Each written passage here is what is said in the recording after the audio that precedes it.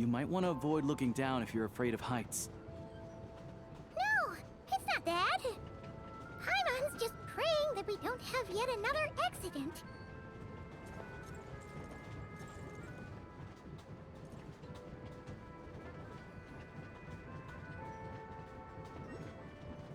That mountain is breathtaking. Reminds Paimon of Dragonspine. They say this mountain's the domain of a Snegovic lord. A lot of the Snegovic retreated there to live in seclusion, so it's a pretty mysterious place. You hear all kinds of stories. Even the residents of the nearby town of Svietlo-Lidovka steer clear of the summit, and they make a living off of harvesting prime ice.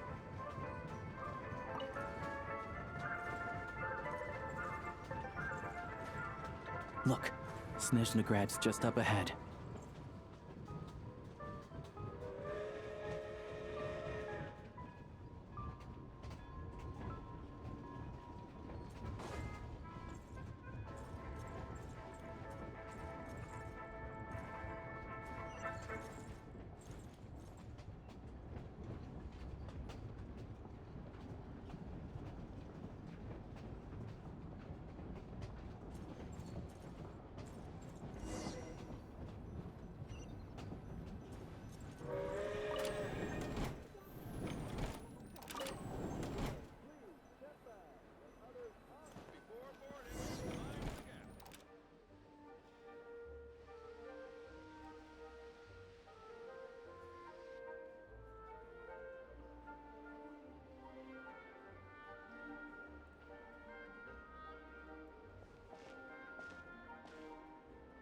Here we are. Welcome to Snezhnograd train station, the biggest transport hub in the nation. Wow! It's so majestic! Just flying from one side to the other would probably leave Paimon out of breath! It's built for maximum efficiency, but yes, transferring trains here can be a little tiring. In the future, you can use this train station to travel anywhere you want in Snezhnaya. For now, though, come with me. Let's get Paimon checked out. This way. There's a lift car that goes straight to Sapoliarny.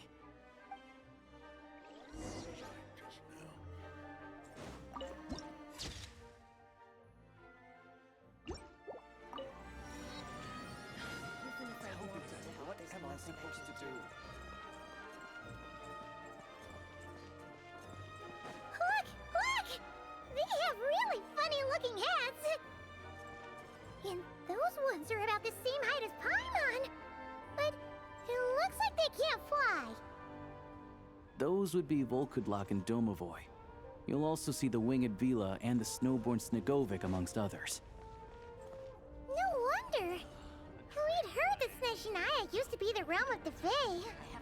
Paimon can really see it now.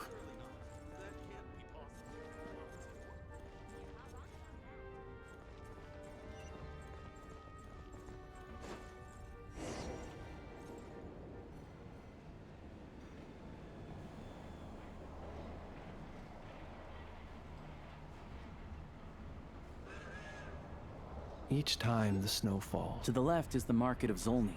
They sell everything there. You can often find some nifty little trinkets. To the right, you'll see the Korolyevsky Theater in the distance. Look!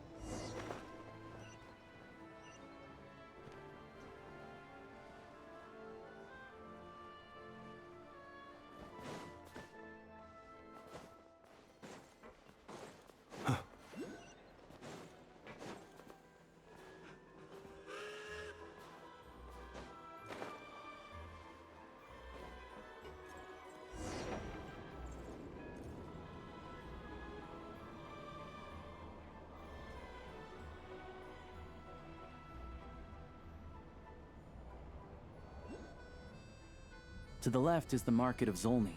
They sell everything there. You can often find some nifty little trinkets.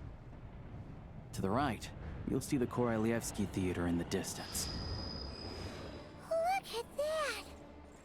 Incredible!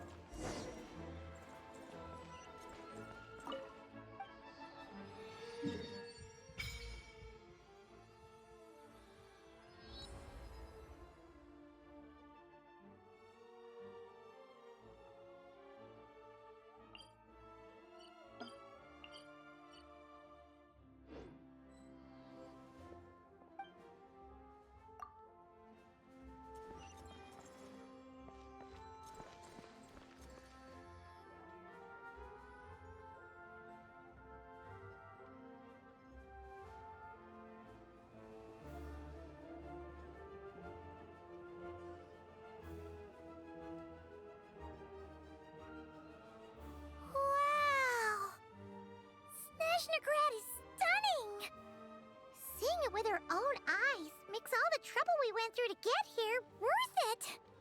I found it pretty stunning when I first came here too. But I soon found out that stunningly beautiful means stunningly expensive. The prices here are crazy. I'm just a small-time hunter, so Zolny is where I spend most of my time. This way will take us to Podvorier restaurant. They offer food and lodging there, so you can get settled in while I fetch the doctor. Is that gonna be stunningly expensive too? Yeah, I mean, there are places to stay in Zolny, but I highly doubt they'd meet your standards. Most of the stoves are out of crystal, the windows are drafty, and at night, four-legged roommates come out to play, sharpening their claws on the roof beams and floorboards. Yep, no way. Not a chance Paimon's staying anywhere like that. Maybe we can split the cost of the room between us? Paimon still has some savings left.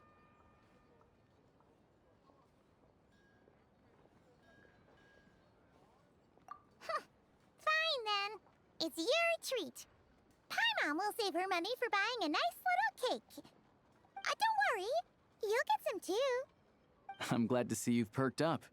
If you find yourselves in the mood for some sightseeing later, there's a few places around here worth seeing.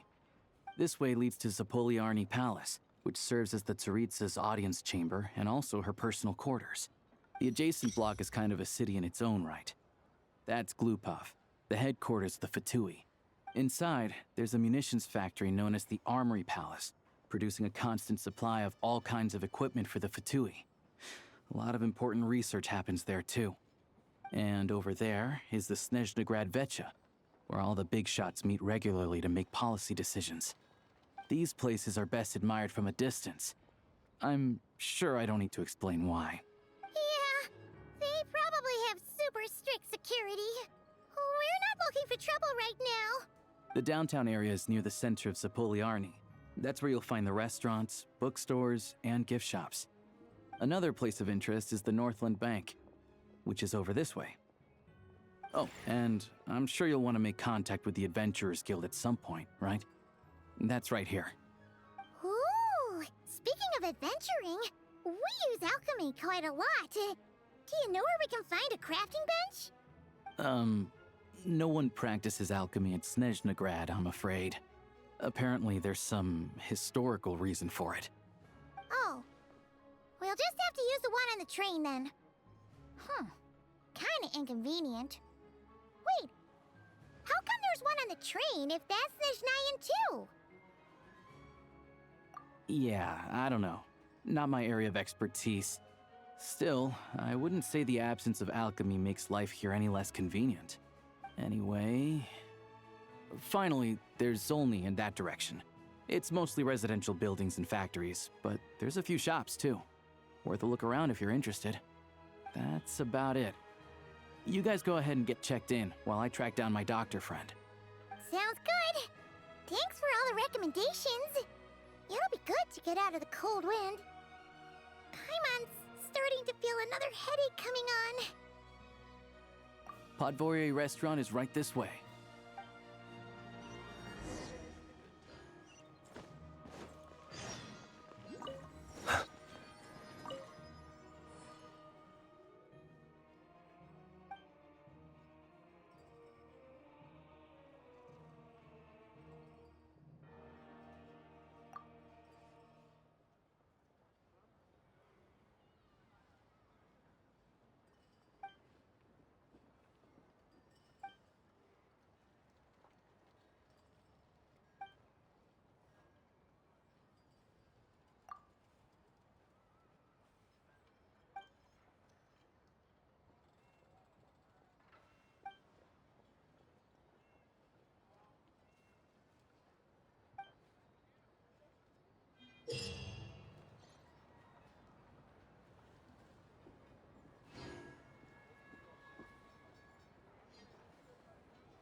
Oh, no.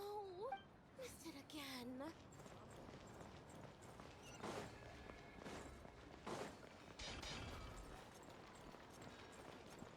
It's a strange feeling.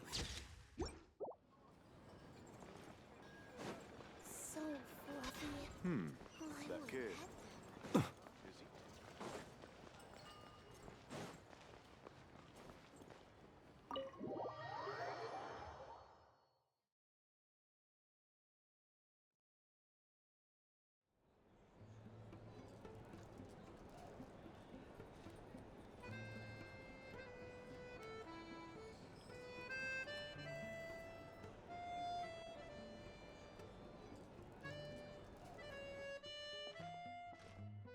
Looks like you get what you pay for, huh? Paimon likes this room a lot. Yeah, much better now that we're out of the cold. Oh, thanks for taking such good care of Paimon. Honestly, she feels kind of bad for throwing a wrench in the works. If this were anywhere else, we'd be out investigating and adventuring by now. But instead, we're stuck here waiting for a doctor. You're right. No need to push ourselves too hard for no reason. A lot happened on our way into the city. Let's review what we've learned so far and try to figure out what to do next. Obviously, the million more question is, what is the Tsaritsa planning? Everything else leads back to that. Sure was. And so far, we've learned that in addition to the 7 Gnosis, her plan also requires a ton of energy. But we won't get to see her anytime soon. Alosha said that she went east to fight that big monster. It must be a pretty powerful one if it can blanket the whole of Snezhnaya in a snowstorm this awful. To be honest, what we're really lacking right now is information. The kind of information that only the higher-ups in the government would know. Not word-on-the-street type of info. Paimon can think of a few people who might be able to help us. But... Right! And when we left Nogcry, Sandrone specifically left a message reminding us which side we're on. So... it's unlikely they'd tell us anything confidential about the Tsaritsa's grand plan. Yeah, fair point. Besides, that Gloopov place is right nearby. We've got nothing to lose, so it'd be a waste not to go. There's gotta be someone there willing to talk to us, right? Maybe Arlecchino or Sandrone? Or possibly Tartaglia. But it's unlikely we could sweet-talk Arlecchino. Let alone Sandrone. She basically told us to stay in her lane already. Yeah, the last time was all the way back in Fontaine, right? Too bad we missed him in Nogcry. Apparently, he came to help out. Hello. Is there a traveler and Paimon in there? That's Alosha! Come in!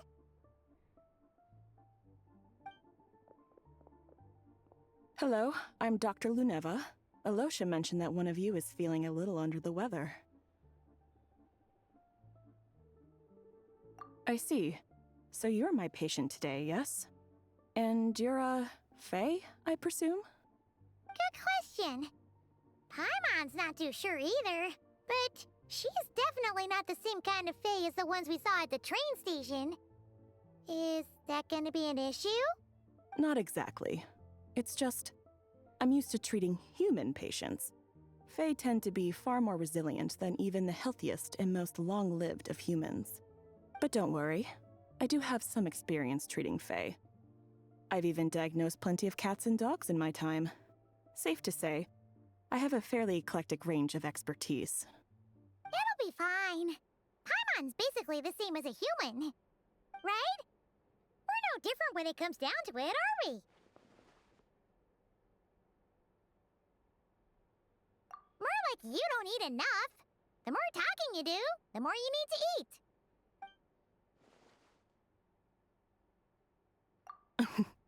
Now, please take a seat.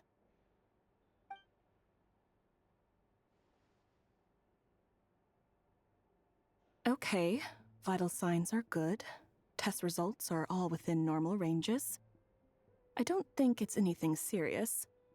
More than likely, you've just caught a cold.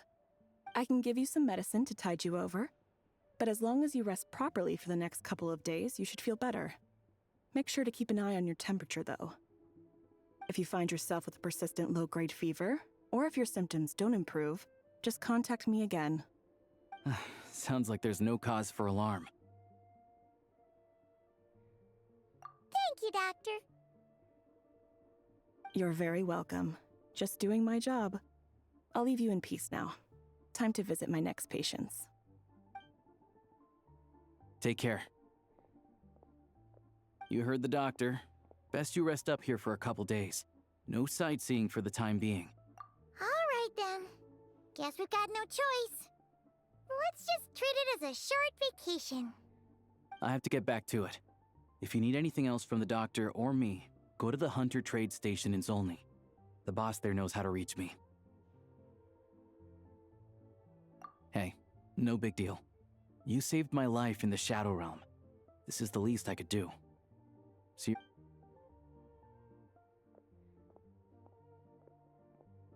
All right.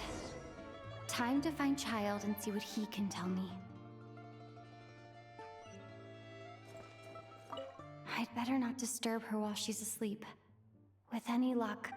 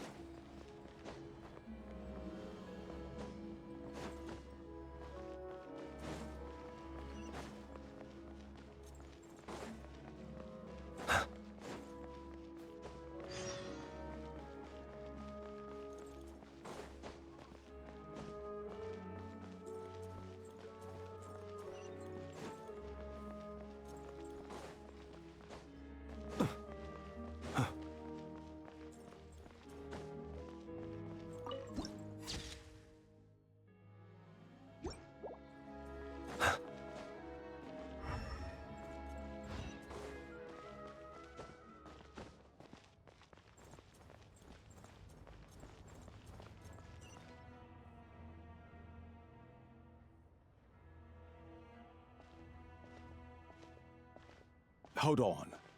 Please display your invitation letter or permit. Glupov does not accept meeting requests without a prior appointment. You'll have to apply per the advertised booking process and wait until your invitation letter is issued. Might I ask who you're hoping to visit? Another one who thinks the rules don't apply to them. I don't understand why people think they can just talk their way in here. You don't just show up and land a meeting with the Harbinger. But I have to go through the motions for protocol's sake. Honestly, it's such a waste of time asking when I already know what the answer's gonna be. Wait a moment. I'll pass on your message. If Child is unavailable, you'll have to go through the proper procedure.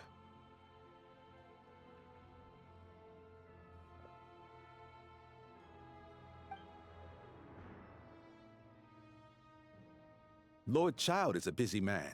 He's probably not in Glupov at the present. If I were you, I'd cut your losses. No point waiting any longer. Even if you two are old friends as you claim, please understand that the Fatui Harbingers are often busy with their official duties. They tend not to stay in Glupov for extended periods. Next time, stick to the rules. You'll make life easier for both of us, Greetings, Lady Marionette. I'll take care of our guest here.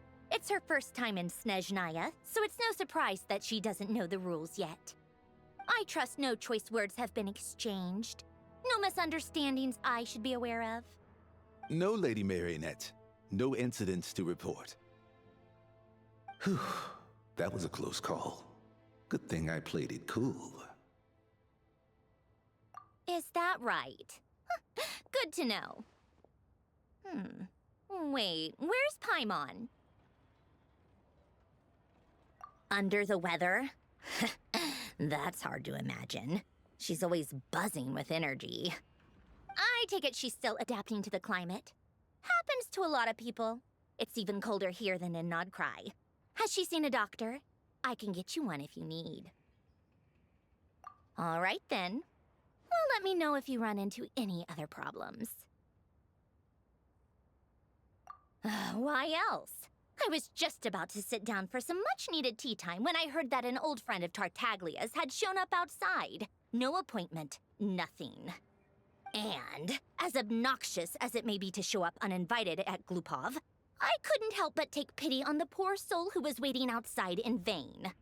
So I had no choice but to abandon my freshly brewed piping hot tea and come to see this mystery guest for myself.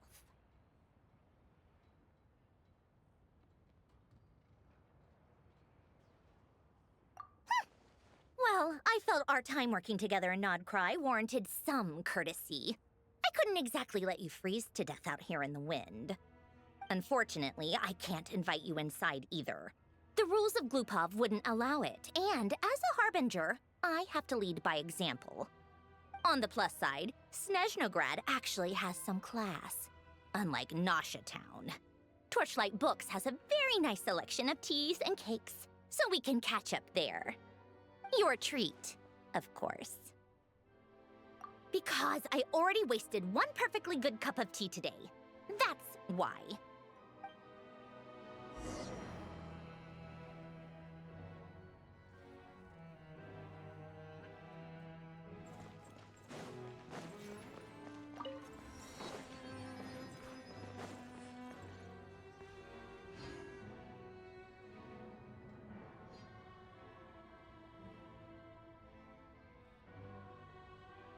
Safe travels, friend. Wishing you all the best.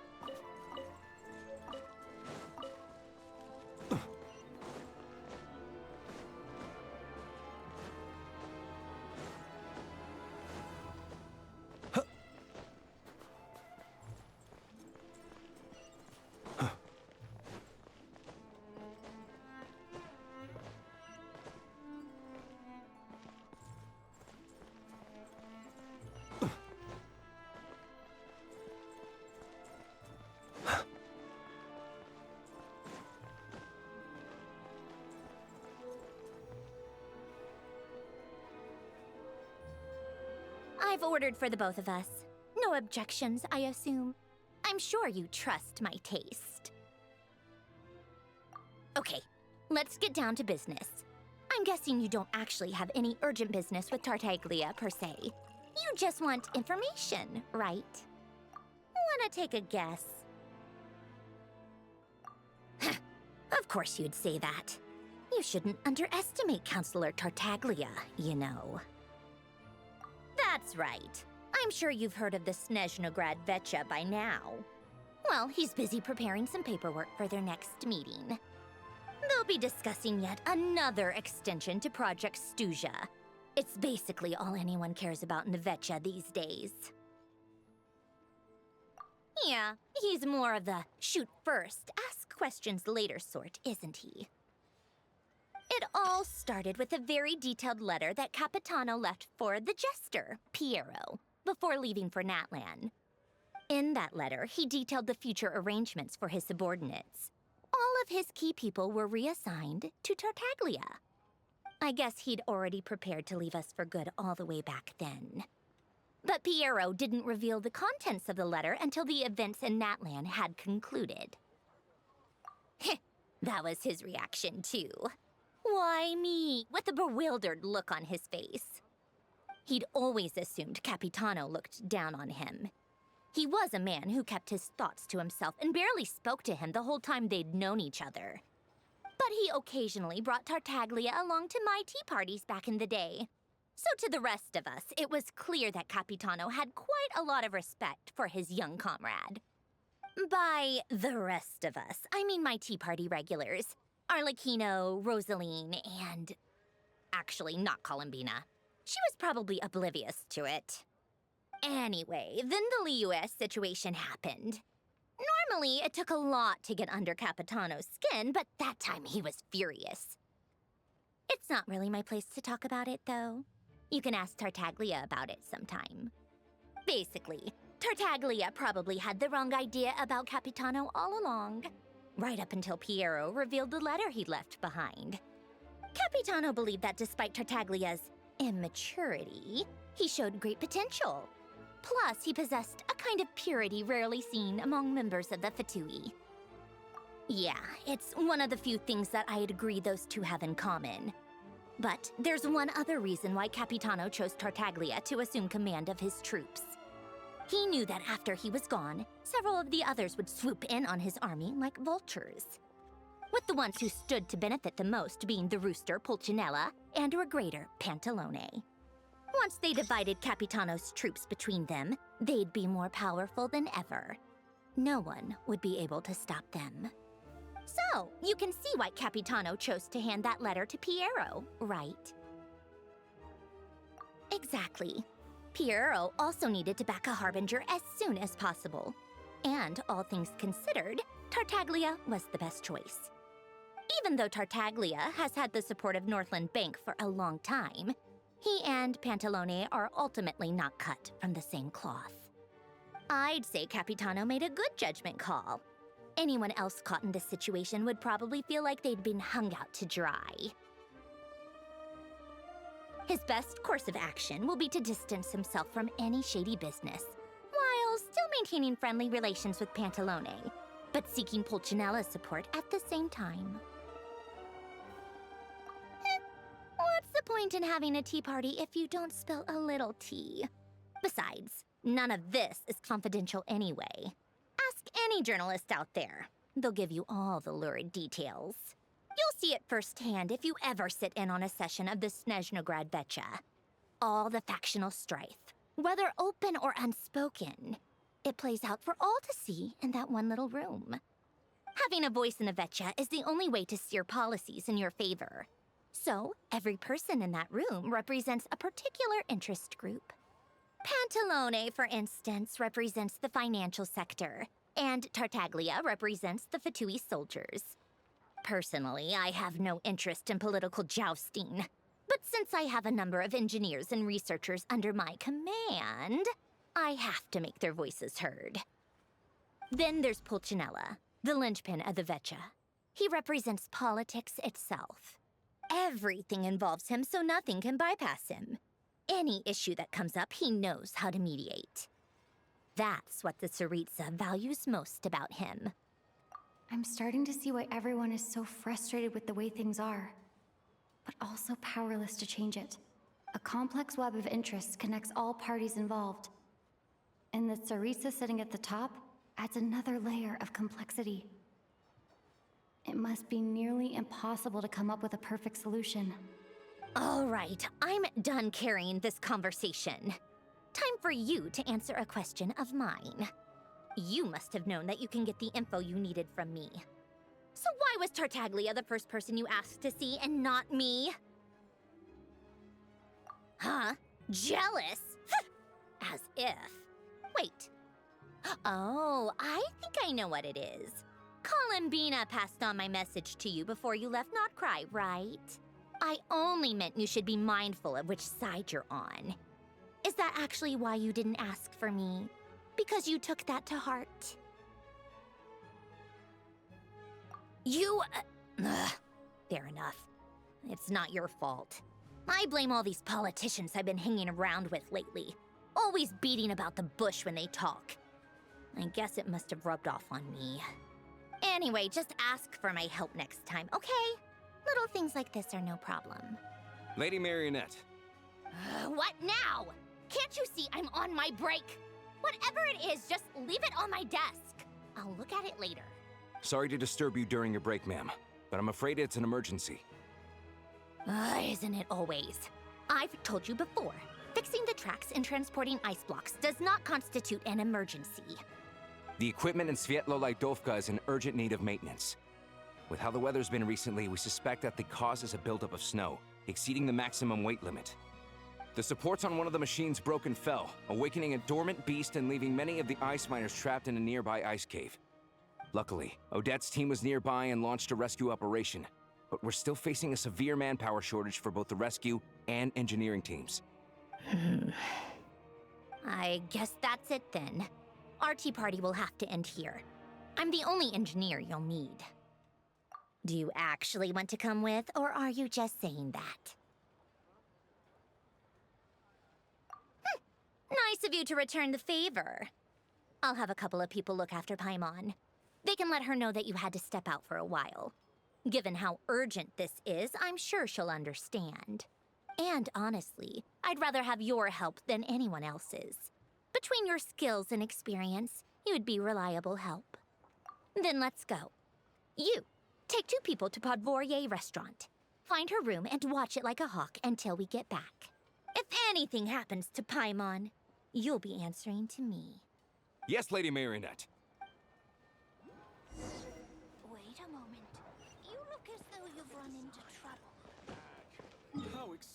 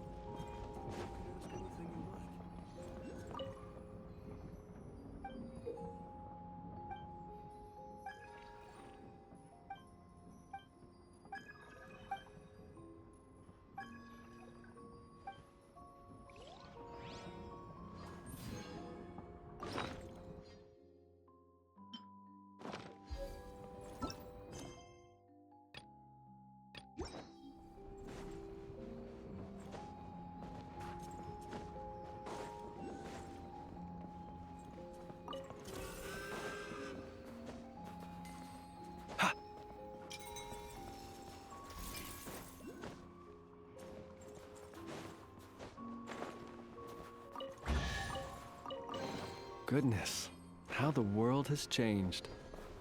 Might I ask, when did the custom of placing treasure chests in every nook and cranny come into fashion?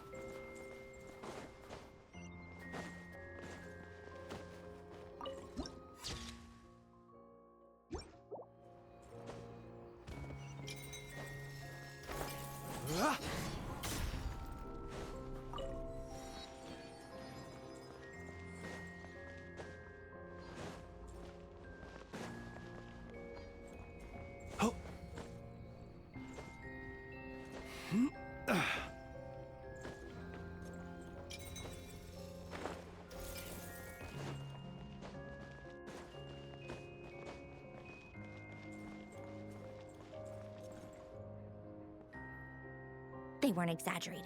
This is really dangerous. It's a good thing only one of them broke. From what I've been told, most of the trapped miners are over in that direction. Yeah, you do that while I check the rest of the equipment. I'll evacuate the people around here as I go. Meet me back here as soon as you're done.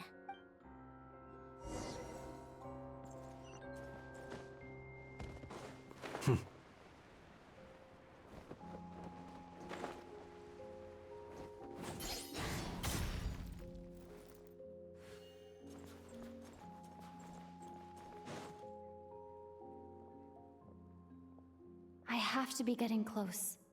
Don't go any further.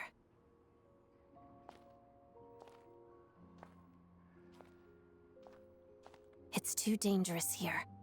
There's a highly aggressive monster on the prowl. You need to leave, now. Ah, I see. You're the backup from Snezhnegrad. Well, I'm Odette. Good to meet you. Ah, so this is Odette. She was the first member of the Fatui on the scene. There are 5 people trapped in the cave. Monster type is unknown, and so is its location. Let's go. Every second counts.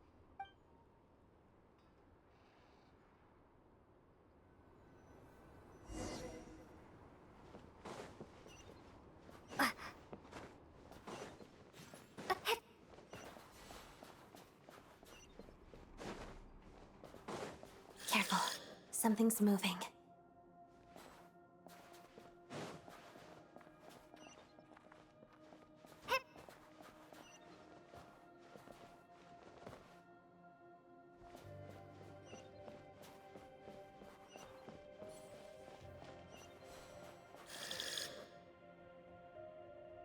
This must be the monster's shadow.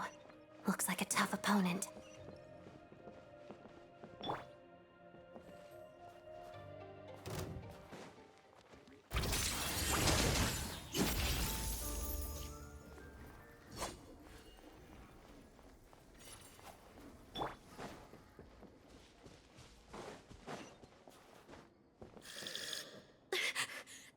Stay back!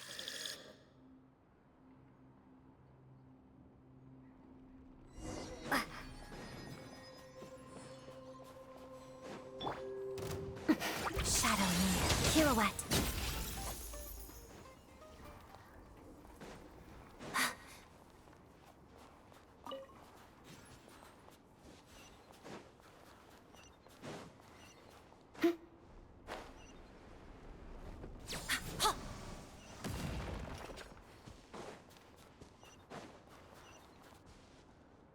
I see them. They're right behind the monster. The monster seems very agitated. It could attack at any moment. Let's make the first move. Lightning flash! Ah!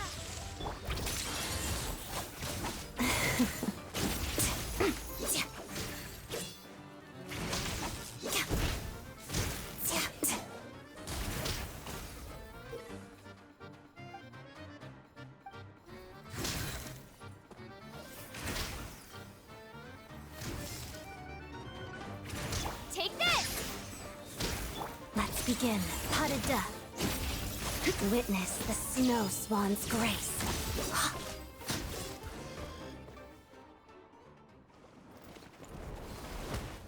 Oh, thank you for saving us. We'd have been monster fodder otherwise. Thank you. You're welcome. You should be safe now. Follow this route out. She and I will stay behind to watch the rear. Thank you. Come on, let's go. This way!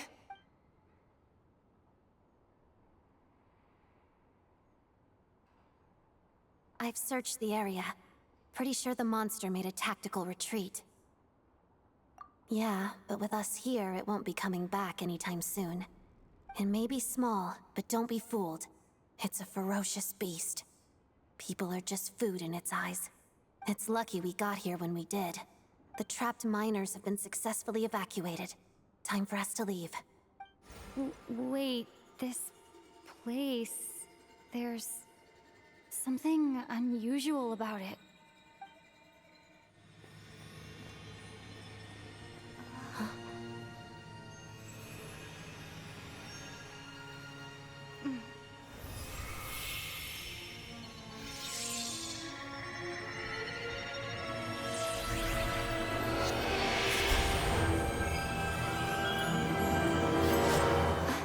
What is that?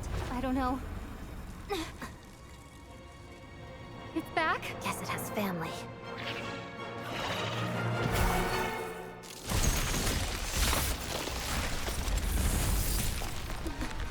This way. Run!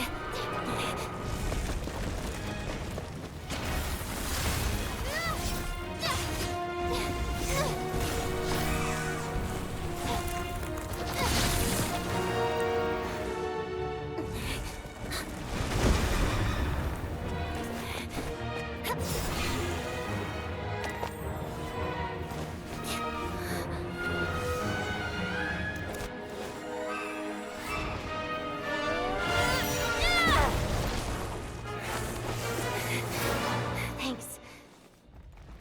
Let's get out of here.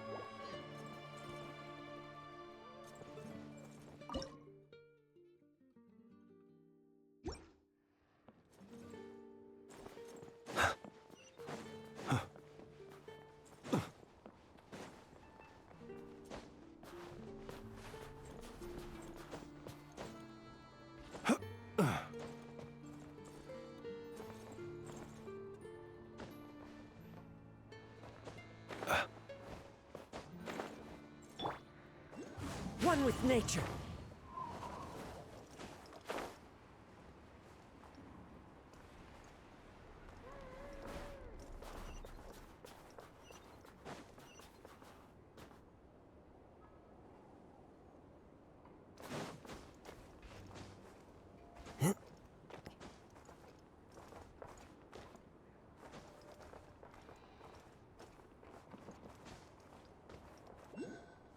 Into the wind.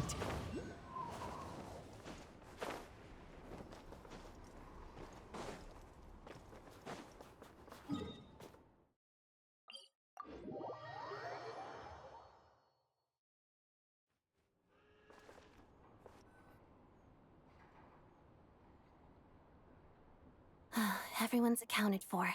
We managed to rescue them all. We also placed a sign at the entrance to the cave, warning people to stay away. You really held your own today. I still don't know your name. Don't think I've seen you before. I'll remember the name. All right then. See you around. Hello, Lady Marionette. I hear the rescue operation was a great success. I knew I could count on you. What brings you here, Odette? Here for a performance? No, a Fatui mission. I happened to be nearby and heard the crash. She hasn't introduced herself then. Odette is the prima ballerina of Snezhnograd. She's quite the celebrity. If you ever hear people mention the two crowning jewels of the Korailievsky troupe, they're talking about Odette and the prima donna, Vodianitsa. On top of that, Odette's also a rising Fatui star. It's looking likely she'll inherit the title of the Fair Lady. She learned all her combat skills from Rosaline herself. Used to be one of her most valued subordinates, too. You flatter me, Lady Marionette. If she's Rosaline's protege, that makes me... never mind. There's no need to bring it up. No point making things awkward. How's progress on your end, Lady Marionette? Equally successful. I finished reinforcing all the equipment. Took me a little longer without Polonia's help. But the outcome is the same, of course. Even if the heavy snowfall summoned by that monster lasts for another 3 months straight, this equipment won't give way. All right, now that we're done here, it's time to get out of this blizzard. Sure, but Snezhnograd will send someone to investigate and draw up a relief plan. And I guess I'll have to write the incident report myself this time, since it involves a mechanical malfunction. First, Pantalone needs to approve the budget, then Pulcinella has to sign off on the plan. Once they've argued it out and reached a compromise, we can move forward. That's the rough process anyway. Could take anywhere from a couple of weeks to a couple of months, depending on how smoothly it goes. Yup, nothing we can do about it. There's a whole stack of incident reports like this back at the office. The snow has eased a little for now, but there's no telling when that will change with that monster still at large. Fuel for heating is in short supply, and relief is weeks away. There's no immediate threat to life, but still, it just feels like there should be a better way. Hey, quit daydreaming. Let's get back to Snezhnograd. When did you get a new sword? I found it in a cave. It handles pretty nicely. You have a strange affinity for secondhand swords.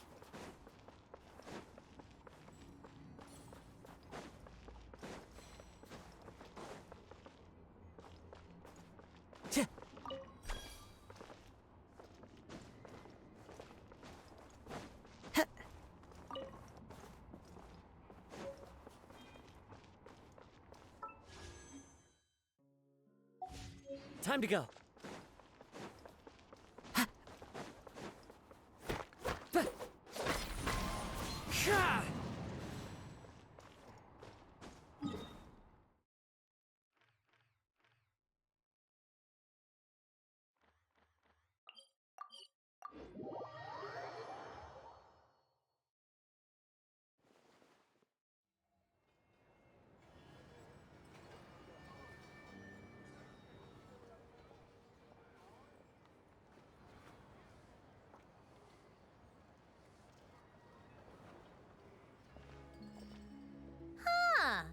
Well, if it isn't Counselor Tartaglia, Mr. Big Shot himself. Go easy on me, all right? I'm still recovering from the interrogation the real Big Shots put me through. Hey, comrade, it's been too long. I heard you came looking for me earlier. Nicest surprise I've had in a while. Good to see you too, Odette. I'm guessing you guys just got back from Sphere. It went fine. How about you? Any new developments? Not really. Same as ever. Growing opposition to Project Stuja, and the usual rebuttals are starting to ring hollow. The results of the mock vote were pretty dire. Pulcinella was fuming. I've never seen the old man so angry. That's not good news. It takes a lot to rattle him. Yeah, obviously if push comes to shove, there are ways to crack down on dissent. but... Sorry, I have to ask something. This is going to sound blunt, but may I? Huh? Of course, fire away. It sounds to me like everyone's tearing their hair out trying to figure out how to deal with opposition to Project Stuja. But what exactly is this project's purpose? And how can it be so important that even people like you two refuse to stand up for the ordinary people of Snezhnaya? Interesting. I gotta hand it to you, comrade. You sure don't mince your words. Excuse her? What does she mean? Refuse to stand up for ordinary people? Oh my gosh. How does she dare speak to the Harbingers like that? Are you interrogating us now? It's okay, Sandrone. Let me explain. I think I understand where she's coming from. If I could, I'd take your side right now. In fact, my position's very similar to yours. I've only held back on casting a dissenting vote in the Vecha because the Tsaritsa would never let me get away with it. Still, I have a responsibility to the Fatui armed forces, so I do what I can to make their voices heard. Most of them are just regular folks from small towns far from the capital. I'm sure you've seen how much those kinds of places are struggling right now. Oh, and for what it's worth, I'm from Arepasak myself. Things aren't going so swell there either. The Tsaritsa wants to create a better, safer future for the people of Snezhnaya, but she's thinking long-term. I don't doubt that from where you're standing, Project Stuja seems to be creating all sorts of issues for everyone. But considering the Tsaritsa's vision for the future, these are sacrifices worth making. Sounds cold, I know, but I promise it's not as black and white as it seems. Maybe Sandrone and I can't oppose Project Stuja outright, but we're constantly raising our concerns in Vecha meetings. And even though we can't put an end to it, there are plenty of other ways to make a difference. We're trying everything we can think of, and so is Pulcinella. I respect Her Majesty, the Tsaritsa, and trust her decisions. But at the end of the day, I'm still just a normal guy who cares deeply about my homeland. And my family, who all live here. There's no way I would ever abandon them. As contentious as things can get within the Vecha, there's no selfishness or malice behind it. Everyone wants to get through this period as smoothly as possible. The issue is that there's no way of pleasing everyone under the present circumstances. Most of the time, we're trying to decide on the lesser of two evils, which obviously isn't a great look. But that is not the same thing as being blindly loyal to the Tsaritsa. No one's got their head in the sand here. We're all well aware of the way things are. We're just doing our best to make it work. In fairness to Sandrone, she rushed to Svietlo Laidovka's aid the moment she heard that people were in danger. And even Tartaglia, who used to only care about the thrill of the fight, is clearly doing his best to rise to the demands of his new role as counselor. Hey, come on. There's only so much we can say, so don't press us too hard. Look, I know how untenable the Tsaritsa's position looks if you don't understand her motives. Maybe you've heard already, but she's currently leading her army on a campaign to the east to defeat the monster that's been causing these brutal blizzards. Striking that monster down will be a significant step in dealing with the present energy crisis. As laser-focused as she is on realizing her lifelong ambitions, she's still putting time and energy into taking down this powerful monster. To me, that says a lot. If she thought Snezhnaya and its people didn't matter in the grand scheme of things, why would she waste her time on something like this? Thanks. I meant every word I said, though. I wasn't just trying to placate you. I've already done more than enough diplomacy for one day. I still think this adventurer raises a very important point. Our two Harbingers have made their positions very clear. But there are many others in the Vecha who must feel trapped and forced to vote against their conscience. I think it's a very valuable quality to be willing to speak one's mind, despite the risk of offending powerful figures. You can say that again. I highly doubt we'd feel the need to explain ourselves so much if we didn't know you so well. Forgive me, adventurer, but might I be so bold as to ask about your background? How is it that you can converse so openly with two Harbingers?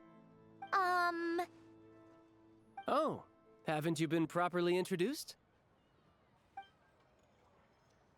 Easier said than done. I like to think I'm not the kind of person who goes around busting open people's old wounds. I've only learned her name so far, and no details of her experiences. Is something wrong? Uh-oh. Is there no avoiding the subject of Rosaline? No, it's just...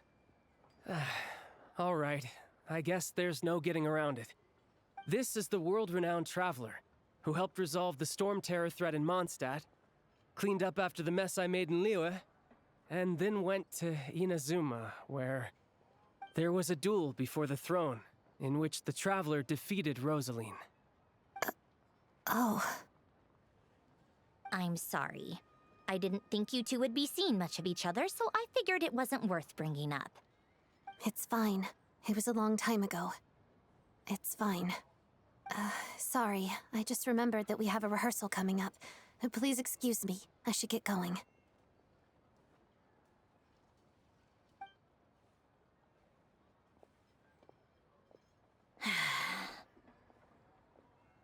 I've mentioned this to you before, remember? She was Rosaline's most valued subordinate. But they didn't actually get along. Not that Rosaline was really the type of person to make friends, but death has a way of resolving a lot of conflicts. Don't let it weigh on you. Like she said, it was a long time ago. It's in the past now. Odette has a very different personality from Rosaline. Give her some time. I'm sure she'll work through it. Oh, by the way, where's Paimon? It's not like her to hide away. She hasn't been feeling well, so she's resting at Podvorier restaurant. I got a couple of my people to look after her while we were gone. Oh, right. Sorry to hear that. Poor thing. Reminds me of when Tonya was little. She really felt the cold back then. Used to get ill all the time. I felt so bad for her seeing her lying in bed, coughing. She was so mature for her age, though. Whenever someone came to visit her, she'd greet them with a smile and would never complain. I'm sure Paimon's a good kid, too. You're a little short on manpower, right? Let me have a couple of my people take over for yours. I'll send my most capable and reliable. They'll make sure Paimon can recover in peace. Well, that would be great. Your people are more qualified. Hey, don't mention it. I'm sure you have things to do. Hopefully this takes a load off your mind. So no more accusing me of not being on your side, all right? Already? That was quick. I'm afraid I can't help you there. Our director's recent movements are confidential. Even we're not in the loop. If you hadn't told me, I never would have known he'd gone south. I assumed he'd been in Glupov this whole time. Well, I guess I'd better go sort out Paimon's security situation. I have some other work to catch up on at Glupov anyway. Me too. I have an incident report to write up. Let's leave it there for now. I guess everyone's in a difficult position. But Tartaglia's right. I have things to do. Things I want to do, and things I ought to do. To start with, I should go ask Alosha if he knows of any way to help Svietla Ledovka.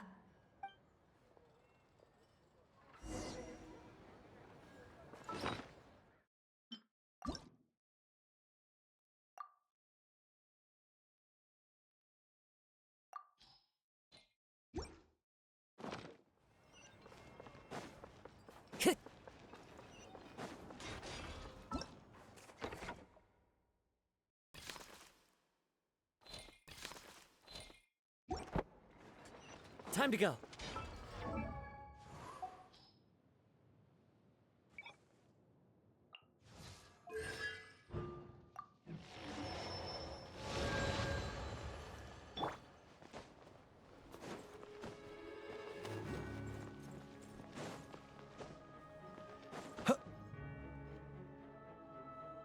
How strange. This sword seems to be vibrating of its own accord.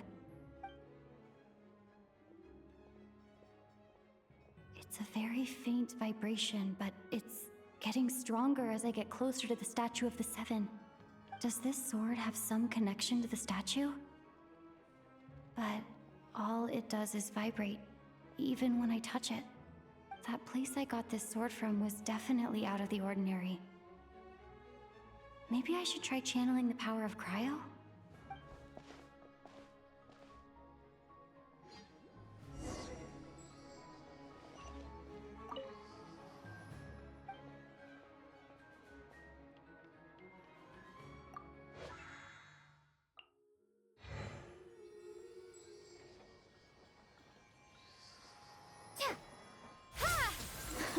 It worked! There really is something special about this sword.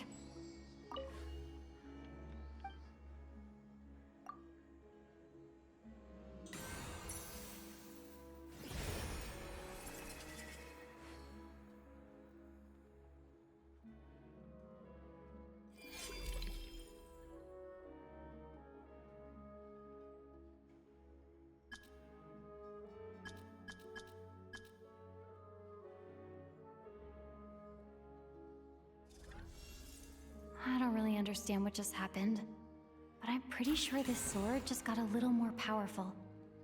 I'll have to try the same thing again when I come across another Statue of the Seven. In the meantime, I better go find Alosha.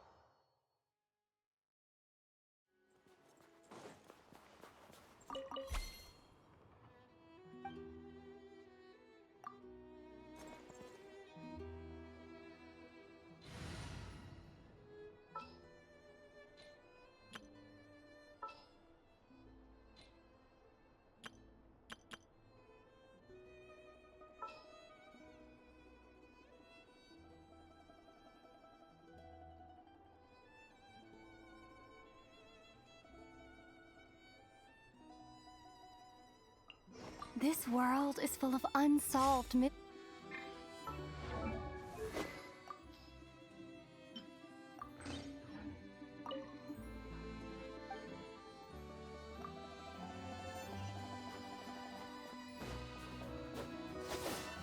Cryostorm!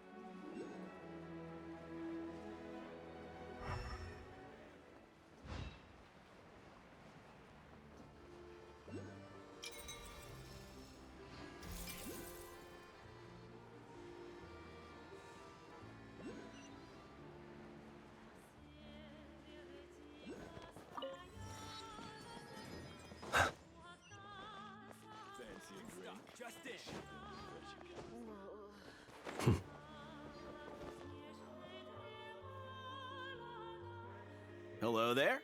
How can I help? Ah, sure thing. Give me a second. I'll go fetch him for you.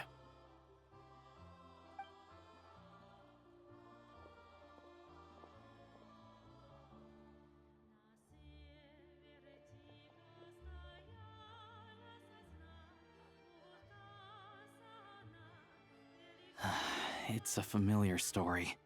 I've had similar experiences. Although Snezhnegrad doesn't deliberately delay or withhold relief, those first few days of waiting for help are always the hardest. It's a fundamental contradiction. If emergency relief can't be delivered in time, what's the point in even calling it emergency relief? Not necessarily. I think there's a good chance that Kresny Crystal from Stratomoros will start flowing into the market.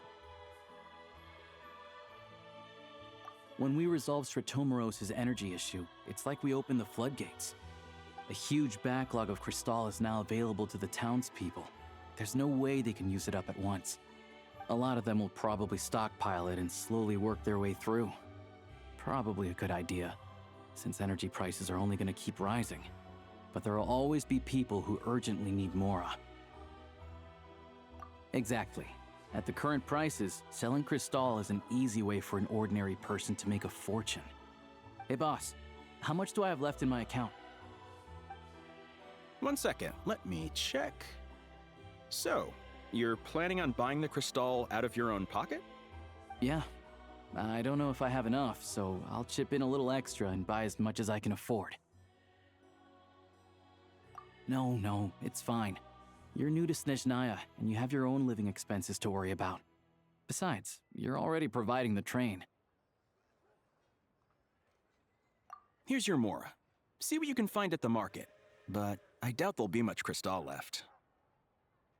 Yeah, well, can't hurt to take a look.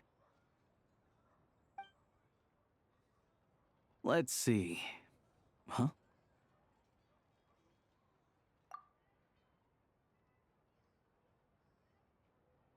Oh, Alosha, and... Hello? I didn't realize you two knew each other. Yeah, I take on some odd jobs in the city to supplement my hunting income.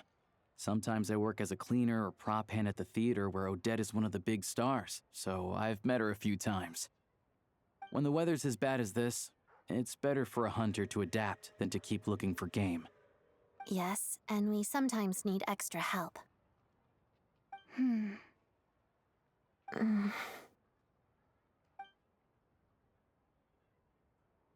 Wait, why is the atmosphere so awkward? I thought things went pretty smoothly in Svietlolaidovka. So, what brings you here, Miss Odette? Looking for some new props? No. After I got back to the theater, I couldn't stop thinking about the situation in Svietlolaidovka. It bothered me so much I couldn't focus on my dancing. So I decided I'd come here and see if there's anything I can do. You too, I presume. I suppose that's why you're here. I didn't feel comfortable expressing my true opinions in front of the Harbingers. Not least because ordinary Fatui like me don't even know what Project Stuja is all about. Without knowing the full picture, I can't make sense of it. And at some point, if things aren't making sense to me, I can't just keep going along with it. So many people feel the same way. They wish they could do something, but all kinds of reservations hold them back. Explains why groups like the Roadcott are springing up to fill the gap. Yes. Well, that's one option. But there are risks to consider with organizations like that. The Fatui does not encourage their activities. Right, because things can get out of hand, and it's hard to hold the right people accountable when they do. I've heard about a few cases like that. Sandrone said Odette was on track to inherit the title of the Fair Lady. If so, she'll be able to find out what Project Stuja is really about. Still, it's probably a little soon to ask her about that. There may be more to the story. What's on your mind? I think we can both agree that no matter which side you're on, it can't stop you from doing the right thing. Where there's a will, there's a way. I know what Rosaline did while she was abroad. You made the right decision, so no hard feelings. So, what's your plan? Oh, we were gonna buy some Crystal. I heard there's some on the market right now. Funny. I had the same idea. In that case, let me pay. I can claim it back as mission expenses. The real issue here is that government relief is behind schedule. Surely it makes more sense for the state to cover these costs than for us to pay out of our own pockets. True. It's a huge expense after all.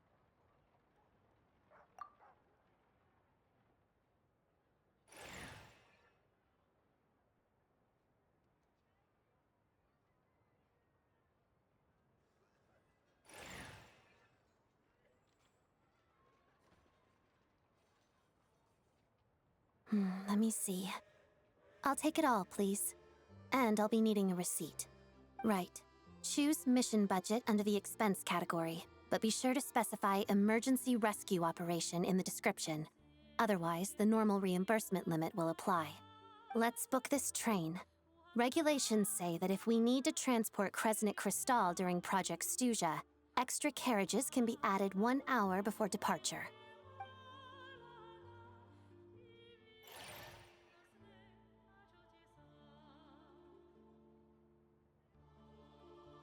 That should do it. The train will be escorted to its destination by Fatui guards.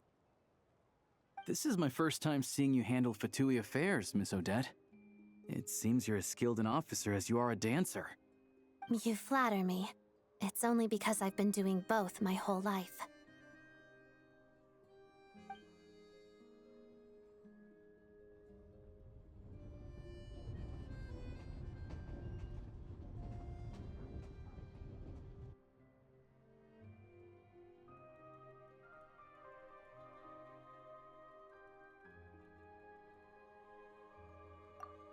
Anyway, I bet you've been non-stop today, am I right?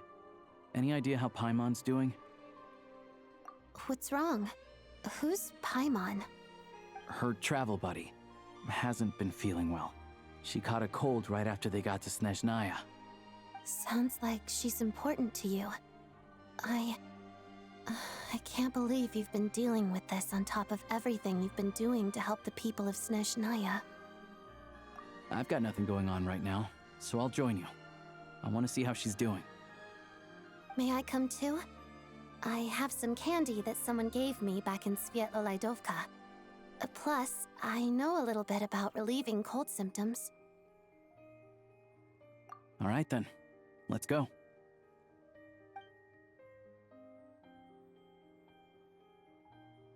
I still don't know what the deal is between these two, but at least the tension seems to have vanished.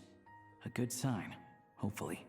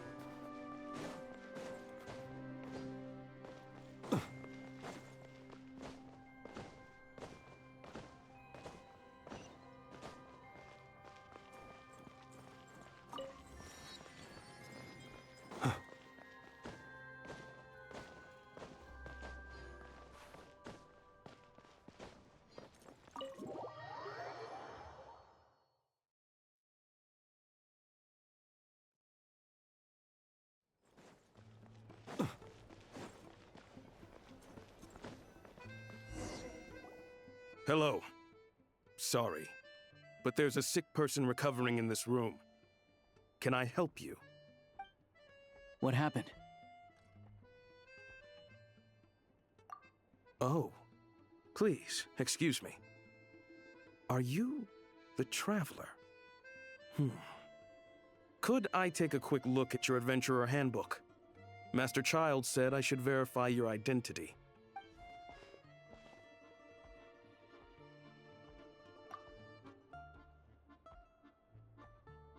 Ah, it's really you.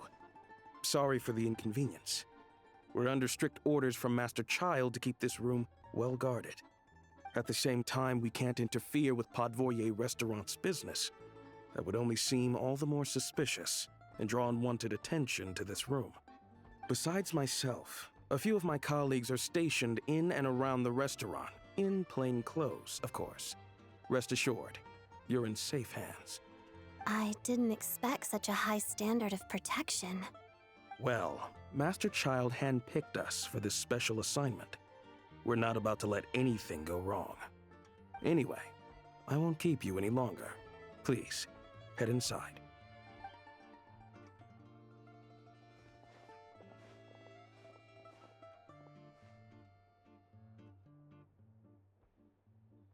Traveler! Aloysia, you're back! Oh, hey! Who's our new friend? Hi, I'm Odette. The Traveler and I crossed paths a few times. Another friend from the Fatui, huh? You're practically a member yourself by this point. Paimon's definitely on the mend. We should be back to our usual travels in a few days' time. Seems like that doctor was right. It's just... Paimon's limbs are still feeling a little chilly. I have just the thing. Whoa! What's this? Is that a flame inside an ice cube? Wait, is this real ice? How's it not melting? And how does the fire keep on burning? All keen observations. You're right. This is called core ignis. Whenever I've caught a cold in the past, I found I recover much more quickly if I place this by my bed. You're welcome to borrow it. Awesome! Wow! It's so nice and warm! Oh, it's like magic. Your name was Odette, right? How did you two meet again? Looks like she's in pretty good spirits. That's a relief. Any progress with your investigation yet? No surprises there, I'm sure.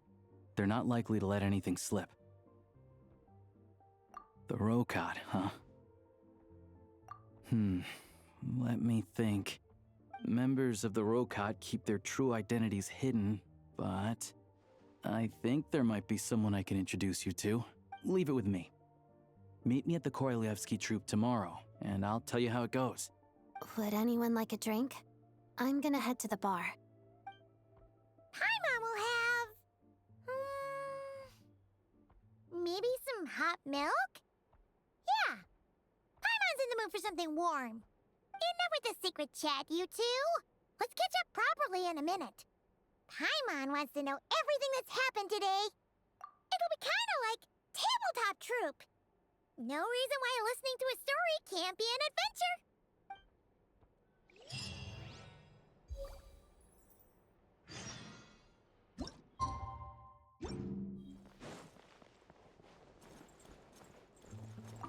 Hello again.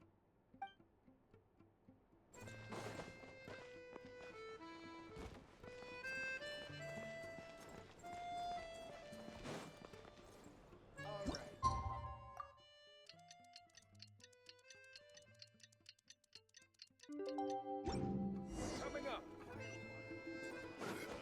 Back in my day.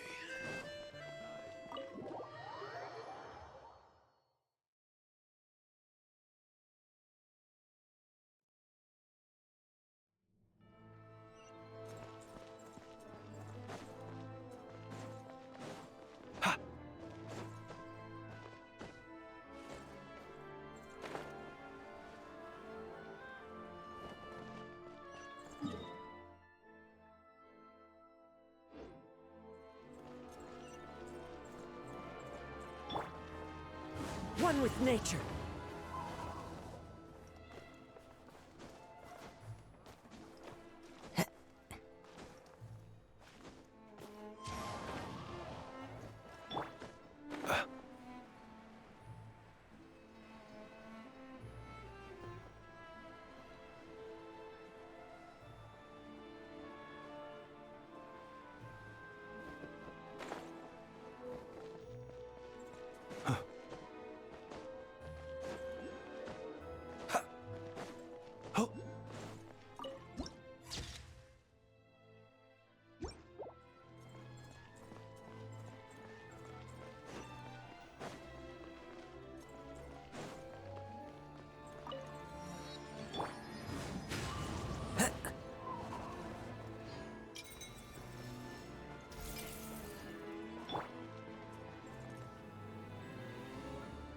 Ah, you made it. I've got some tickets, and I managed to set something up with the Rokot. It'll have to wait until after the show, though. Happy to stay and watch? I doubt you've seen the Korolyevsky troupe on stage before. Pleasure. Here, this is the way in.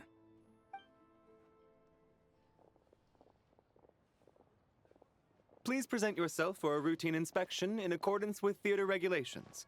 Thank you.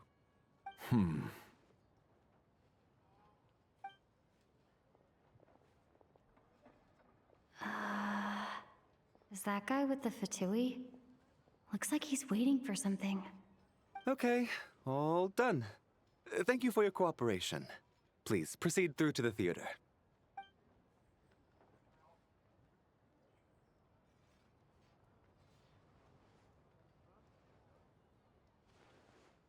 What's up? Everything okay? Snezhnaya's business and political leaders are always passing through here, so it makes sense that security's tight. Still, it's a little unusual to see the Fatui's Armory Palace guard here. You saw him, right? The guy right at the back. Strong, silent type. His name's Valeri. He's part of the Special Assignments Battalion, but I only ever see him here for one thing: to look for a guy named Mitya. Supposedly a researcher, though he never seems to put much time in at the office. The theater is one of his favorite places to hang out when he's playing hooky from work. But that's not for us to worry about. Let's go. The show's about to start.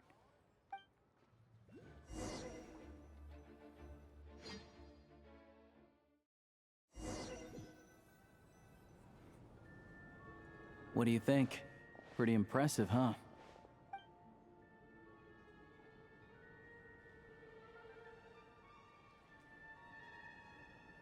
Oh, the one in Fontaine? I hear it's iconic. Never seen it for myself, though. Here we are, just in time. Sorry, coming through.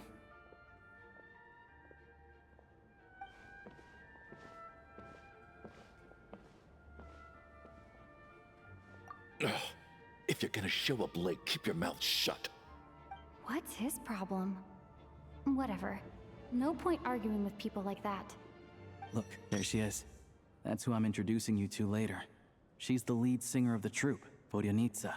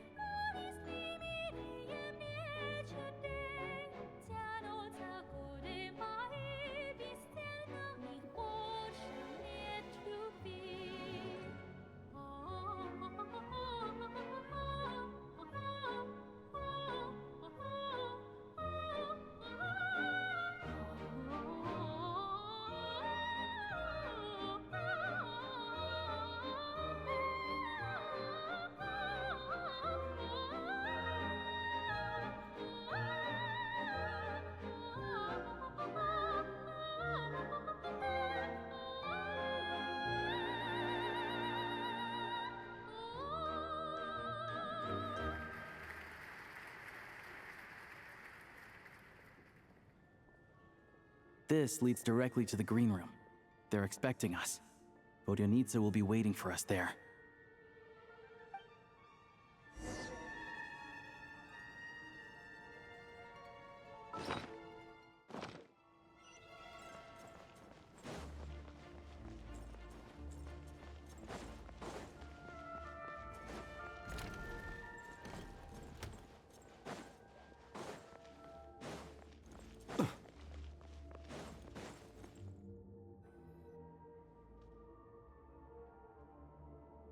Hey there.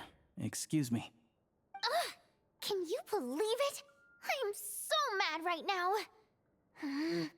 Come in. Oh, it's you two. Huh? You know each other? Oh, wait. Is this who you were telling me about?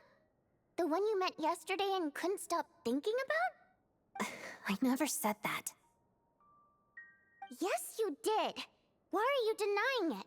It was right before I went on that rant about the moody factory owner. Oh, I remember it so clearly. Might I ask what brings you two here? Oh, I just brought her here to see the show. And when it finished, she was full of praise for Vodyanitsa's performance. So I thought I'd try my luck, see if we could get the chance to chat for a bit. Maybe get an autograph? You work here. You of all people ought to know that's against the rules. It's not what the green room is there for. Oh, what's the big deal? Come on, don't be shy. I can give you an autograph. You can take a picture too if you want. Do as you please. I finished all my shows for the day. I'll leave you to chat.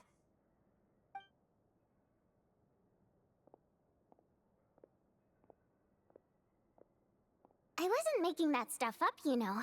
Odette's just too proud to admit it. She thinks very highly of you. And so do I. You did the right thing in Svietloladovka. We're good. Odette's out of earshot.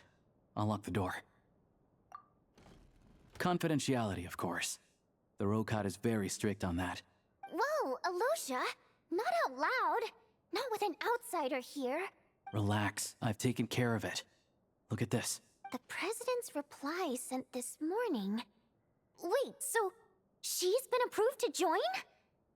You told me last night that you wanted to get intel from the Rokat. Unfortunately, Rokat intel is only available to members. But ever since you set foot in Snezhnaya, we've been working together. I've seen the way you work, your character, and your motives. Everything about you is perfectly in alignment with what we're trying to achieve in the Rokat. So I figured I might as well cut to the chase. I wrote a letter to the President explaining your situation, including just the right amount of detail. His approval came very quickly. Of course, it's still your decision whether you want to join or not. We'll respect your choice. Well, assuming Odette was telling the truth and she didn't misjudge you, I guess we don't need to worry about you blowing our cover. Still, you gave me a real fright. I didn't know that's why you came looking for me.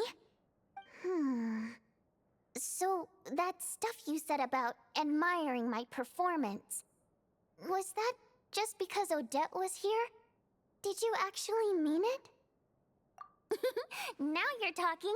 That's what I like to hear. Anyway, let me give you a quick rundown of how things work. Like I said, the Rokat is a covert organization, and we hide our identities. Members typically don't meet in person or even know each other's identities. This helps us maintain a high level of independence and secrecy. Because of this, members are basically free to decide their methods without constraints, so long as the outcome of any activity doesn't violate the organization's principles. After all, we don't have any ostensible contact with each other. This way, if anything goes wrong, no one else will be implicated. Beyond the freedom to choose how you operate, it's also your choice whether to act at all. We have plenty of members who have yet to take any action. In short, joining the Rokat in and of itself won't place any restrictions on your activity in Snezhnaya. There's a code of conduct you can read if it interests you. But basically, as long as you don't plan on using your anonymity to go around doing evil, you'll be fine. I tried reading it 5 or 6 times. Never made it all the way through. Even the most lackluster script makes for more interesting reading. Great. Then I'll go grab an official application form. Be right back.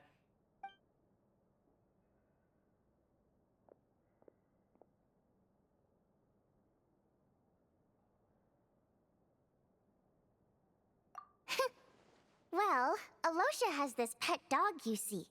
His name's Tagarin, and this one time, Alosha brought him backstage.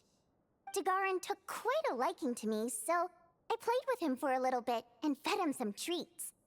Then, the Rokat was out on a mission one day, and even though we were all in disguise, Tagarin recognized me right away. Just a coincidence, really. We didn't report it to the higher-ups, though, to avoid dealing with the fallout. Like my job at the theater, for instance. I really need it to make ends meet. By the way, what were you complaining about just before we came in? Did everything go okay with Chuganov? Everything did not go okay. That's why I was so mad. I tried to make some small talk with him before I went on stage to fish for intel about the Iskra manufacturing plant. But he wouldn't take the bait.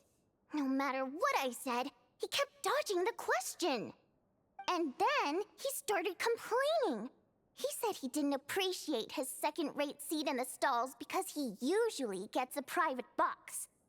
I mean, what did he expect? Everyone knows that if you want a box seat, you buy a ticket well in advance. But instead, he sends me a letter the day before the show when we're practically sold out. I had to juggle things around just to get him a half-decent seat, hoping he would appreciate the gesture enough to share some information. But nope, he didn't give me anything. Yeah, meeting Chuganov in person has definitely been a disappointing experience. Oh, you probably don't know who we're talking about, do you? Chuganov was that older guy you were sitting next to today. I'm sure he didn't make a great first impression on you either. To the citizenry, he's a family man and a kind boss. But our interactions with him tell a very different story. It's one thing to ask for a favor, but he acts like it's his right. He always expects special treatment. Take the ticket situation, for instance. I've actually gotten him a private box in the past. But not only was he not even grateful, now he's acting like I've sold him short this time. Not to mention that he's never paid for a single one of his tickets. And another thing, if he's such a big family man, why doesn't he bring his wife and daughter to see the show once in a while? Calm down, Vodyanitsa. If you won't do it the easy way, we'll have to try the hard way. But first things first, here's your application form. Go ahead and fill it out.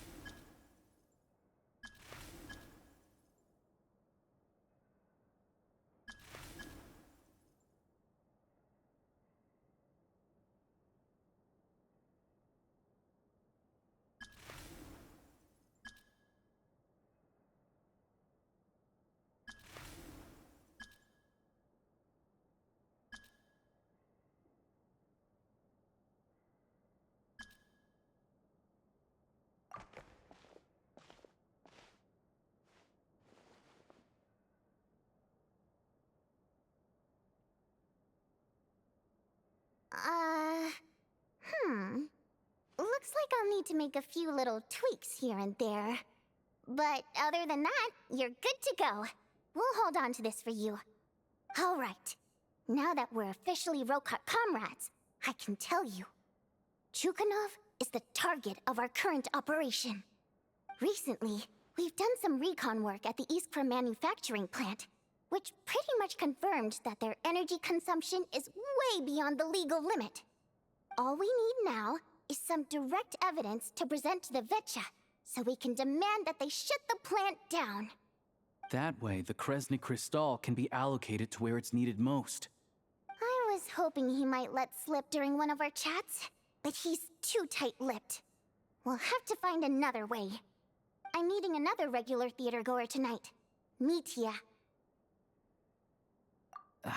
But Valeri's here too, and he's probably looking for Mitya, so he may end up being a no-show. Don't you worry. He must know how to dodge Valeri, or he wouldn't be showing up on time for every performance. Mitya is a renowned energy expert. Although we can't get any direct evidence of the excessive energy consumption at the plant, we can accidentally let the information slip to him. The authorities should take someone like him seriously.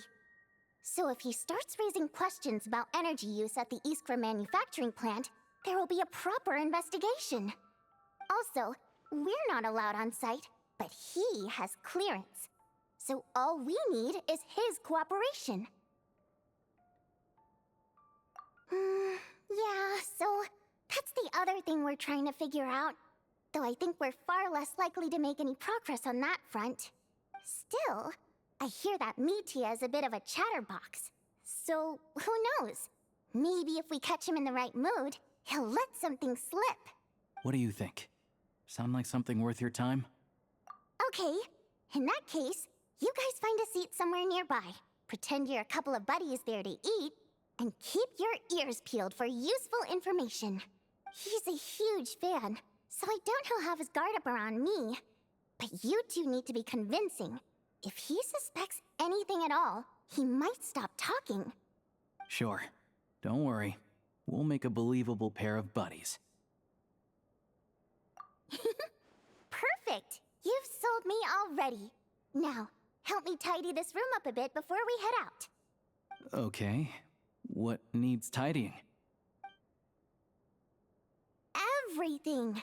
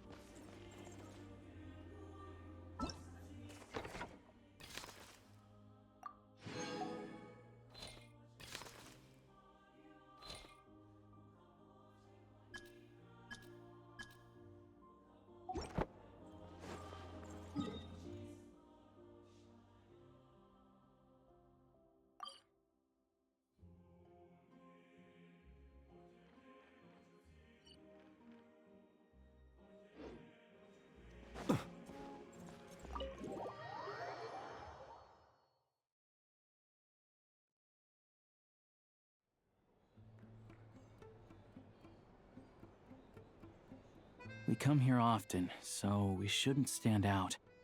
Let's sit here. Now, it's up to Vodyanica. Let's see how the conversation goes.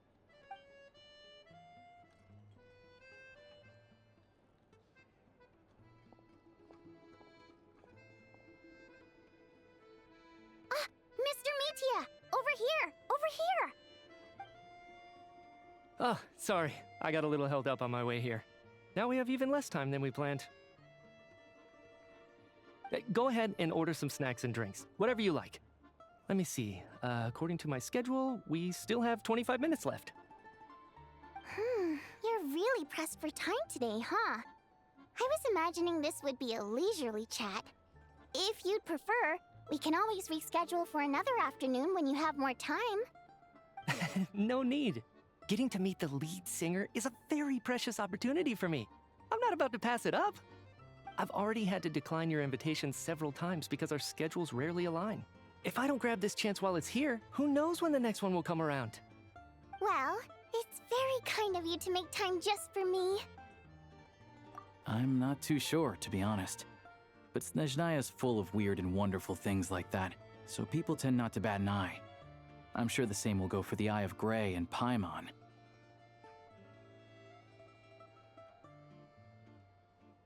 The reason I invited you out for tea and a chat today was to get some feedback from a true fan of the theater. Well, I genuinely have nothing bad to say.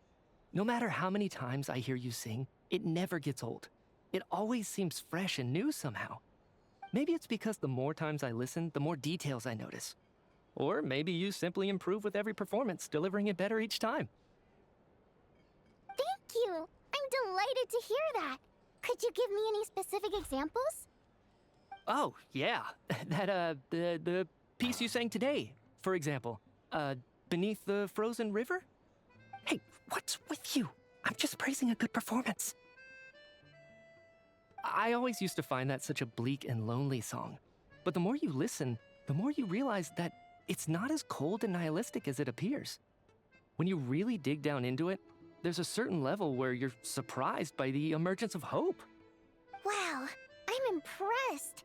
I didn't expect you to pick up on that. Actually, I only tried out that angle after talking with a composer. Still, Beneath the Frozen River wasn't on today's program. Oh, really? But it's a classic. You sing it every time. Almost every time. Oh, well then. Let me say a few words about that other all-time classic, Flying in the Wind from the Mountain Sparrow. I didn't sing that one today either. My voice wasn't quite up to it, so I switched it out at the last minute. Oh, but, Sorry, Mr. Mitya, but you were at the theater today, yes? Of course I was. Remember? I said hello to all the troupe members before the show started. You, Odette, and the others. So, what did Odette sing today? Elegy of the Snow-Winged Goose, of course. Correct. I see. You find my singing boring, don't you? That's why you don't remember a single song. Looks like I'll need to cut a few from the program next time. No, that's not it. I swear. All right. I'll be straight with you. I'm sorry. My mind was wandering as you took the stage today. I enjoy watching your shows because the exquisite performances stimulate the mind. It always sparks some inspiration for my research. So, whenever I get stuck at work, I come to the theater for a change of pace. Odette's dance during the Elegy of the Snow-Winged Goose today was simply incredible. It got me wondering what she's been going through recently. That look of sheer defiance in the face of utter tragedy? It was so inspiring. I started scribbling in my notebook right away. Not that I made a ton of progress in the grand scheme of things, but I still think it was productive. By the time I snapped out of it, the entire show had finished. So what you're saying is, you didn't listen to my singing at all? Unfortunately not. I'm sorry, I don't know which is more disrespectful. The fact that I don't always come for the show itself, or the fact that I missed your performance. Seems like things are getting a little awkward. Mitya just stepped into a conversational minefield. If there's one thing Vodyanitsa doesn't like, it's people who show disrespect for her performance. This meeting was so hard to set up. Don't tell me it's already falling apart. It's fine. I suppose this is affirming in its own way. At least, it shows that our performance really touches people's hearts, right? Don't let it bother you. It certainly doesn't bother me. She's showing a lot of restraint. Well, I'll be sure to let Odette know how much you adored her performance. Please don't say that. I always love your performances too. It's just that inspiration struck at the wrong time today. I'm usually all ears. I know, I can tell. That's why I value your opinion. I'm sure some people can't stand it when others praise their coworkers right to their face, but not me. No, sir. Fair enough. I still feel kind of bad, though. But you know what I really can't stand? People who only show up to the theater to pretend that they're cultured. Makes me sick to my stomach. Oh, yeah, 100%. There are too many of those people around. By the time they're walking out the door, they've forgotten all about the show. What's wrong? You look furious. I don't know if you've heard about the boss of the Iskra manufacturing plant. He isn't even a theater investor, but he always demands the same privileges as actual investors. Box tickets only, premium drinks, even the right to request specific songs. Well played, Vodyanitsa. Seems like she's harnessing her rage to steer the conversation back on track. Now that you mention it, I've interacted with that guy before. I gotta say, Everyone holds him up as an example of a benevolent businessman, but I don't know. I don't see it. Yeah, he couldn't care less about what's happening on stage. He's just there to flaunt his social status. I hate that I have to prepare programs for guys like that. What's the big deal with that factory he runs anyway? I asked around a bit and heard some pretty shocking stories. Sounds like he's just another greedy capitalist. Oh, really? Yep, the things people are saying are pretty damning. Low wages, insanely long working hours, equipment running around the clock. And as if that's not bad enough, he also strictly forbids his employees from giving any kind of interview. Project Stuja has now been extended so many times, we're at the point where crystal rations for the common folk are barely enough to survive on. Yet he even wants to get his greedy hands on them just to boost his own profits. If the rumors are true, he's in serious violation of the law. Interesting. So you've heard about it too? What? So it's really true? Who knows? I've only heard the same rumors you have. But there's no smoke without fire. The Rooster's been coming down on us hard lately, demanding that we track and trace every single batch of Crystal. My coworkers in the Department of Energy have been tearing their hair out over it. The Rooster? I didn't realize he cared that much. Yeah. Even though there are no restrictions on Crystal trading, the poor will wind up freezing to death if we let the rich buy as much as they want. That's clearly unfair. Looks like we'll need to arrange an investigation into the Iskra manufacturing plant as soon as possible. I never knew you kept up with current affairs beyond the theater, Miss Vodyanica. You really have a heart for the common person.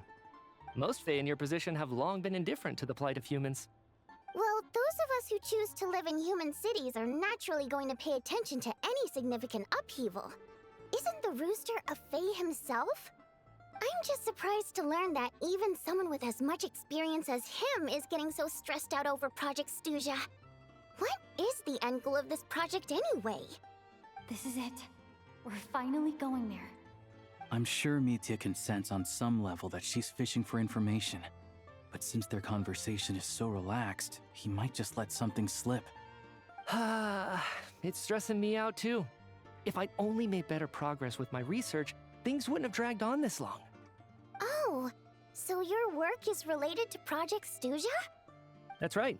The Armory Palace needs a brand new energy source. Not the power of the Light Realm, and not elemental energy. Right now, the only thing that meets the requirements is the power contained within stellar linchpins. But harnessing that power is costly. Each step of the process requires enormous amounts of Kresnet crystal, from extraction to quantification to attempts at conversion. Progress has been painfully slow, and the team is getting burned out as time goes by. Sometimes, I see people staring into space as if in a trance. Could it be that this new energy source has side effects? No, it doesn't affect us, because the energy is used for... Okay, I got it. Stop choking me. Sorry, I can't talk about that. I think we're all just exhausted. We've been working ourselves to the bone for so long with so little progress to show for it. It's no wonder people are struggling to stay motivated. Seems like I owe you an apology. I shouldn't have gotten so mad at you for not paying attention during the show. Don't worry about it. I count myself lucky, to be honest. I don't envy the people who work closely with the Tsaritsa herself. I'd much rather be in my current position. At least I don't have to shoulder any major responsibilities. So they're trying to develop a completely new kind of energy.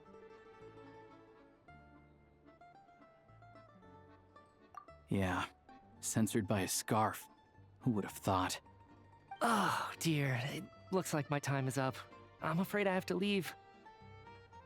I'm so sorry. We ended up barely talking about the theater. That's okay. It was a pleasure chatting with you, really. Let's make up for it next time. Yeah, hopefully once the work pressure eases up a little, I'll be able to focus more on the performance, and then we'll have more to discuss. We touched on some confidential issues today. I'd be grateful if you could keep it between us. That could have gone worse. Nice job. Why was Mitya in such a hurry to leave, though? Sorry, routine inspection.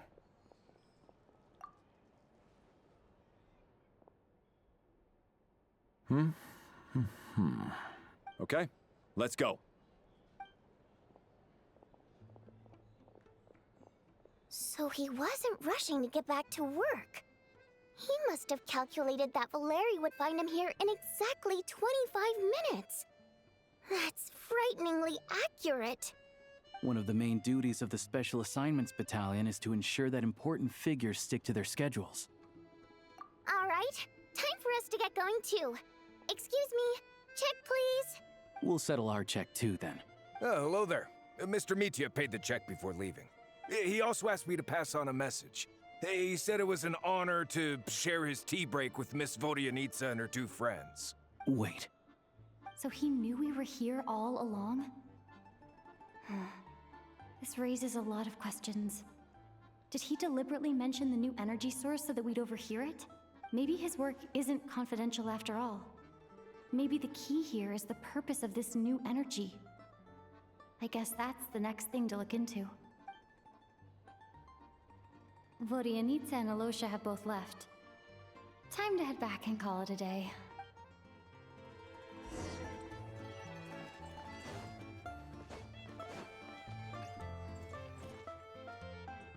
You're back! Here pretty early today. Paimon was just gonna mention that. After she woke up today, Paimon felt like her temperature was completely back to normal. But her strength still hasn't returned. Still, there's some good news. Paimon thinks she might have figured out the source of the problem. It's like there's some kind of mysterious power affecting Paimon. Paimon's never felt this way before during any of her travels. She only started feeling this way since we arrived in Snezhnaya. That's right. The Armory Palace needs a brand new energy source. Could that have something to do with this? What is it? You're making that face again. You know, the one you get whenever you have a light bulb moment?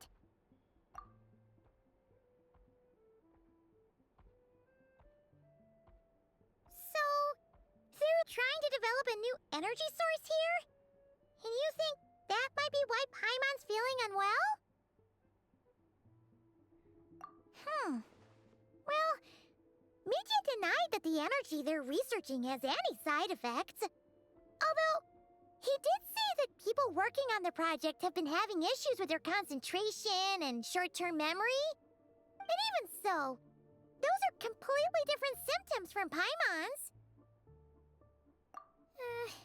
It's pretty faint, so it's kind of hard to tell. But, if anything, it seems like it's coming from roughly the same direction as the Armory Palace. Sure, Paimon's with you there. But how, though? The Rokat only has a limited amount of intel. Oh, great point! They argue about Project Stusha every day. If we could sit in on one of their sessions, we might pick up some new leads. Good idea! Oh yeah, while you were out, Paimon tried all the yummiest looking desserts in the Potpourri restaurant. This one seemed right up your alley. So, Paimon saved some for you. Come try it once you finish writing your letter.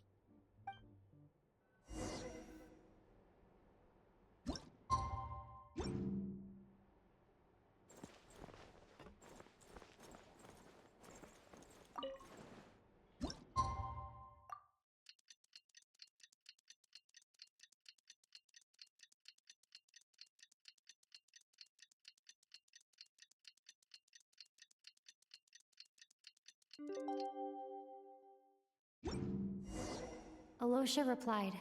He says that we won't be able to speak at the Vetcha, but he can arrange for us to attend as visitors. Time to get ready. Then head to the Snezhnograd Vetcha.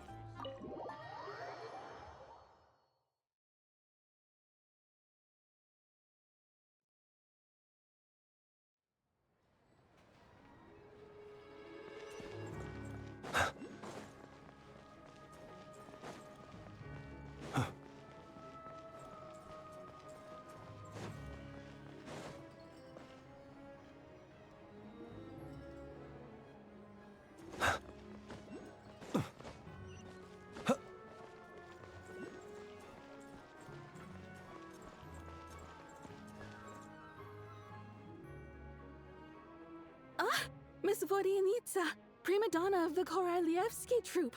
What a surprise meeting you here. Will you be sitting in on a session of the Vecha? Sorry, I'm not taking interviews today. Oh good, you're here. The session's about to begin. Let's get inside. Please wait, Miss Vodyanitsa. Could you introduce me to your new friend?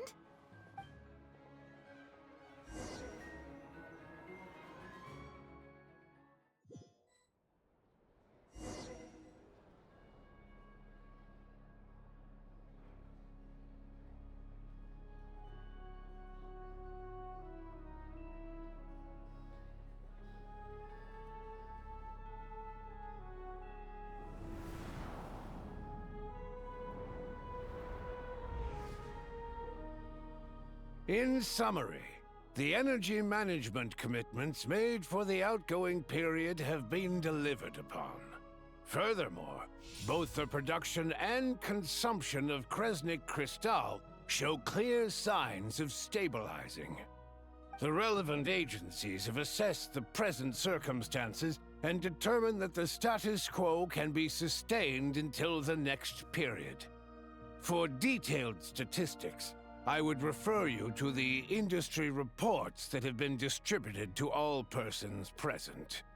It should also be noted that while the recent blizzards have led to a significant increase in people's energy expenses, this is strictly a short-term phenomenon associated with a remotely located monster. Her Majesty the Tsaritsa is giving her full attention to this matter. We should have every confidence that it will be dealt with swiftly and conclusively. A financial report on disaster relief is also present in this report, courtesy of Pantalone. They cover the same old ground every single time. The rooster never seems to mind, but everyone else is getting tired of it. There's a general lack of trust. People aren't seeing any tangible benefits that affect them directly. Of course, none of that will be reflected in any of the reports on the table. Yeah, if it weren't for these hard copy documents, I could have at least made something up. Oh, don't mind me. I'm just out here trying to hit my interview quotas. Bring out the kvass. Ever read it? Best-selling newspaper in town. If I remember correctly, you guys don't even have a sales permit. You have to sell from stalls on the street. Okay then, best-selling street stall newspaper in town. Still counts.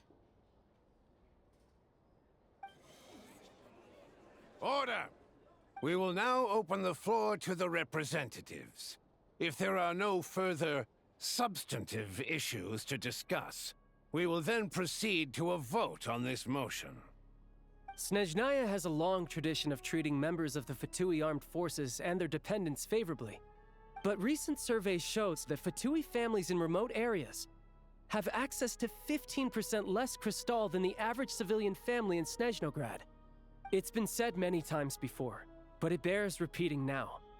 There needs to be a clear and consistent rationale behind how crystal is allocated, or we will soon face immense public backlash. Perhaps you wouldn't need to keep repeating yourself if you would hear me out for once. I say again, true consistency exists only in principle. In the real world, fairness is relative.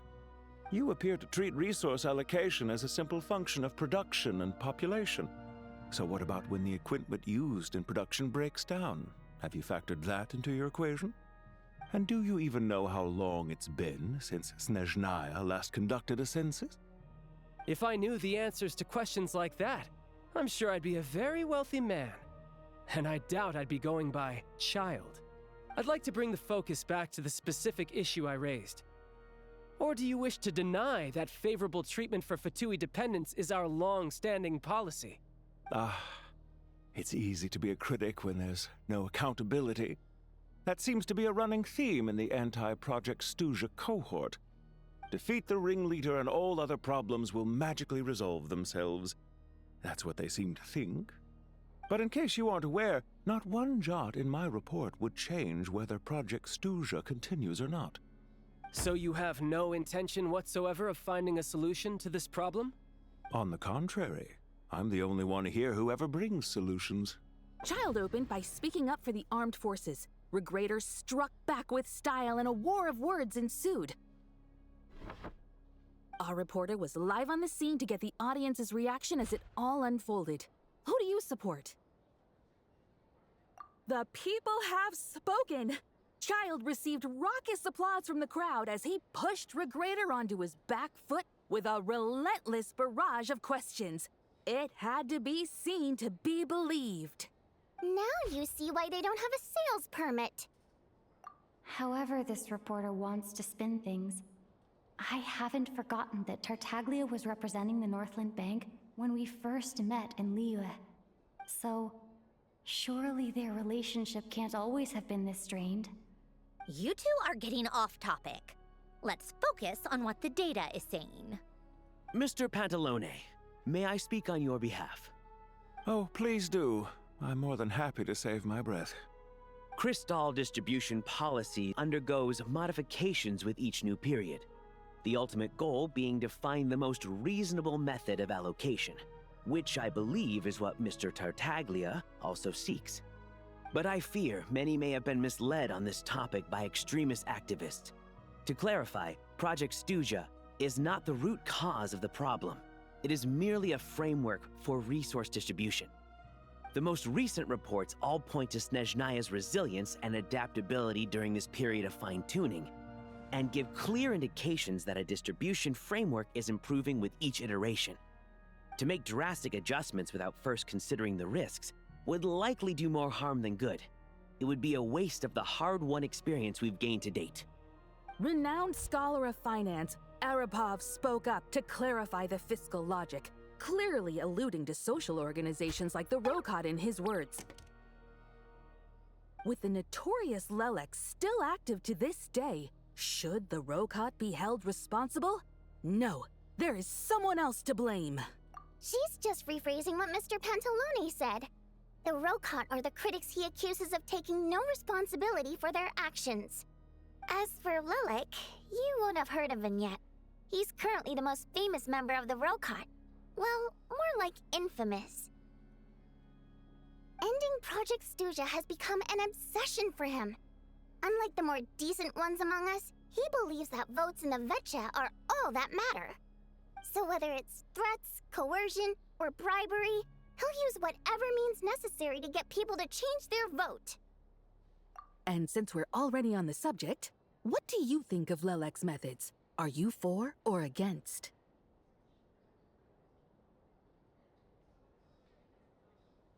Well, whatever the story is, his actions benefit us all. We stand with Lelek. At least someone here wants to take this discussion seriously. I've been considering that issue myself. What you really need is more precise regional data, right? I think it would be easiest to let the Fatui handle it, since they're already in charge of Crystal shipments anyway. We may as well get them to collect some data while they're at it. Whatever you need, you can ask the Fatui to look into it for you. In terms of supervision, I think the Druzhna would be a good fit.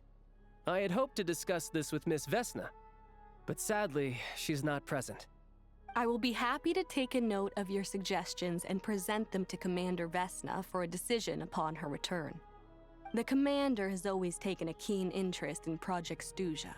However, given the Druzhna's demanding workload, I'm afraid it may prove difficult for them to provide any practical support. Let us refrain from jumping to conclusions until a concrete and actionable plan is in place. My apologies, Lord Rooster. There are numerous issues to address here, including manpower, time sensitivity, and reporting lines. Nevertheless, I support drafting a proposal. Follow the usual procedure, and it can be raised as a new motion for all parties to evaluate at the appropriate time. In that case, I'd like to share one thought before the proposal is drafted. The issue of time sensitivity was raised just now, which I presume relates to the official reports. In fact, the Energy Commission already collects regular statistics on each urban center and its surrounding area. Would these be of any use? That's a good idea. I read every issue of Svietloslaidovka's report, and although my focus is mostly on the section about equipment operation, the energy consumption statistics also yield a lot of insights. Be that as it may, does no one see an issue with using local data to determine crystal quotas?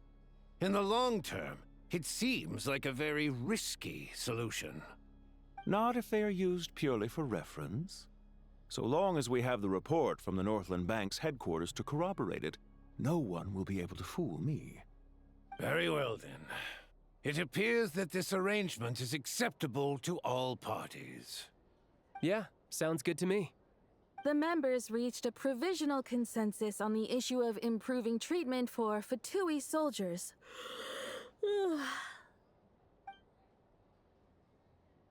Today, the prima donna of the Korailievsky troupe attended a session of the Snezhnograd Vecha in the company of a most charming young lady. The question on all our minds is, what is the true nature of their relationship? Write anything like that again, and I'm revoking your permission to interview the troupe. Got it?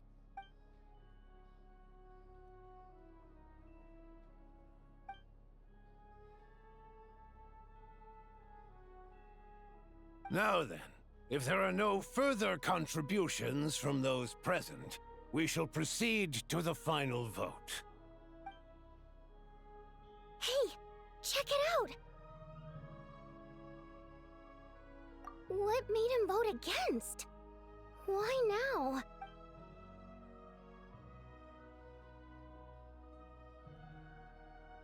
The votes have been tallied.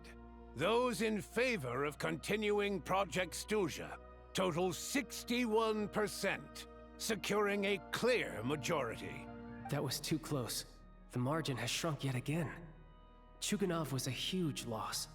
I'll bet Lelik is behind this. I wonder how Pulcinella will respond this time. Chuganov. I see. Lelik strikes again. Yes, go, Lelik. Once Project Stuja is defeated, our unwavering support at Bring Out the Kvass will finally pay off when we make our comeback. I can taste our victory already!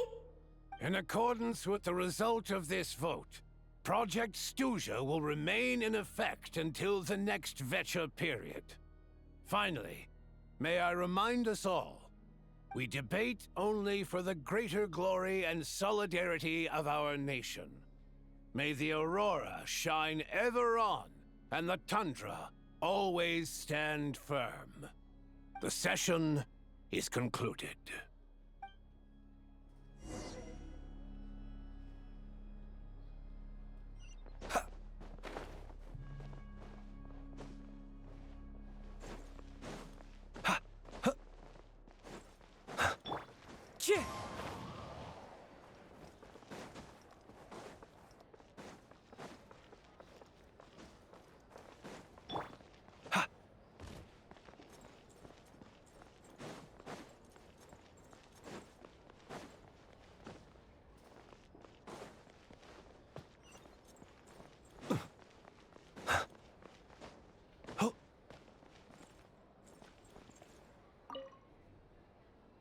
I have to say, I really wasn't expecting Chukanov to vote against Project Stuja. Well, in principle, Snezhnaya's business and political elites ought to be the ones least likely to oppose it. As we heard, Project Stuja is basically just a resource distribution framework that requires everyone to cut back during the winter. But even if the policy got cancelled, the Tsaritsa's energy needs wouldn't suddenly go down. The extra demand from the public would have to be filled from somewhere. So logically, the factories would have to take the hit. I got a letter from Mr. Mitya just before today's session. He said he's confirmed that there are issues around overtime and excessive energy consumption at the Iskra manufacturing plant. In a situation like this, once the Rooster receives the report, he'll order the factory to halt production and submit to an investigation before issuing a penalty. But that's a week-long process, and thus didn't make it onto the Vecha agenda this time. I don't think he suspects anything so far. Exactly. And as you know, he's a very selfish person. I was originally gonna try and flip him after he received notice of the official sanctions. My plan was to convince him that the whole thing was completely unfair. Rather than just sit back and take the hit while his factory stopped production, he'd be better off voting to end Project Stuja. At least that way, no one else would be able to make any money either, because all the factories would suddenly have more limited energy to work with. But now, he's already voted against it, which means someone must have used more forceful means to change his vote, just like with everyone else who flipped. Yeah, no one knows why Lilac is so obsessed with ending Project Stuja, but by the looks of it, he's inching closer and closer to success. Lilac must have strong motivations, given how he'll stop at nothing to achieve his goal. Maybe he knows the full truth of Project Stuja. Maybe my next step should be to focus on him. Oh, right. What are your plans for the rest of the day? Shall we head out? Hey, comrade. I noticed you were here during the debate. I didn't take you for a political enthusiast. Greetings, Harbingers. I just happened to have some free time today, and my new friend here thought it might be fun to check out the Vetcha.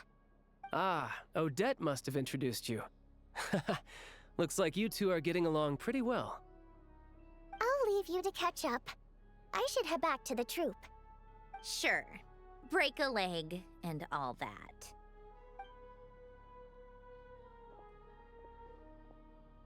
Thought it might be fun to check out the Vetcha, did you? Things are never that simple with you, Traveler. There's no way you're here for kicks and giggles. Tell me I'm wrong. Oh, yeah. To some, he's a captivating enigma. To others, he's the bane of their existence. No one ever thought that some anonymous nobody from the Rokot could cause such a stir. Huh? You want to look into Lelik? Then I'm sure his days of anonymity are numbered. What do you think, Sandrone? Fine by me, I guess. If the Traveler actually manages to expose Lelik, it'll be doing Pulcinella a favor. In return, it seems fair to let her in on what we've learned so far. My thoughts exactly. Sharing is caring, after all. Head back to Glupov and grab the files on Lelik. It's easier to just pull the records than go through the rigmarole of getting the Traveler a visitor's permit. As you command, child, sir. In that case, since we're going to be waiting anyway, I'll have someone brew a pot of black tea.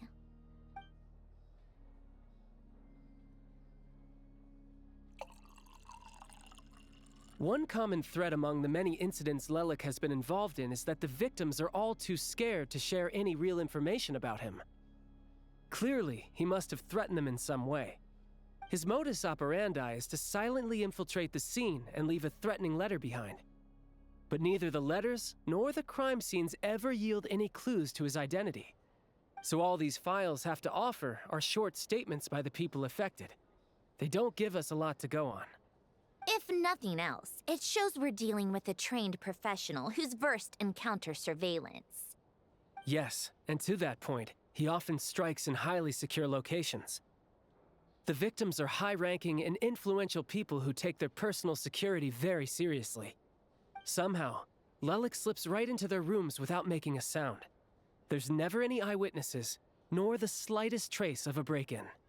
If he can get in and out undetected, it means he can strike without warning. Not that that's ever happened so far, but the thought is enough to scare these people sleepless. It's hard to believe that a human being could pull this off flawlessly every time, so they switched the focus of the investigation to Faye. Unfortunately, no one's found anything yet. Careful, don't underestimate me. Although truth be told, I'd probably find it hard not to blow my cover. Direct confrontation is more my style. We haven't ruled out the possibility of Lelik being human. It's just, there can only be a handful of people in all of Teyvat who'd fit the profile. Faye, on the other hand, plenty would have the ability, but few would have the motive. No, not as strong as me. You'll never find the culprit with criteria like that. Let's go with a little weaker than me. Oh, you hit me right where it hurts. I'll admit, he's strong and meticulous. But can we at least limit this to candidates who have something to do with Snezhnaya? She's just trying to find a reference point. Stop getting fixated on who's stronger than who. But that's the most important thing. In my opinion, anyway.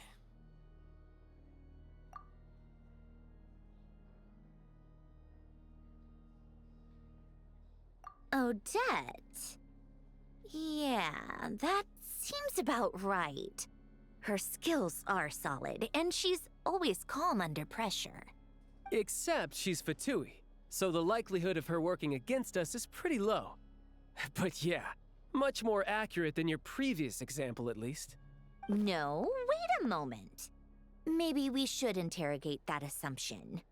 What do you mean? Which assumption? Her Fatui identity doesn't necessarily exonerate her. And when you think about it, the Rokot would be precisely what she needs to conceal her identity. Plus, she wouldn't need to be such a pro at covering her tracks. She'd already know where the Fatui will be and when, so she could choose the perfect time to act. Oh, yikes. I was just thinking out loud. Why is this starting to sound like such a convincing theory? Still, what reason could Odette possibly have for trying to call off Project Stuja? Arlecchino would be the best person to ask. She knows Odette best. Unfortunately, she isn't back yet. Rosaline used to open up to her in private about her struggles with Odette. As I'm sure you can imagine, Arlecchino is quite a lot better with children than Rosaline was.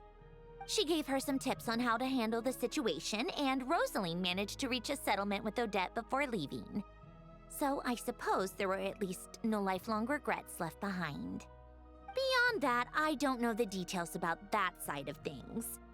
But I do know that Odette definitely has a motive to hold a grudge against Project Stuja.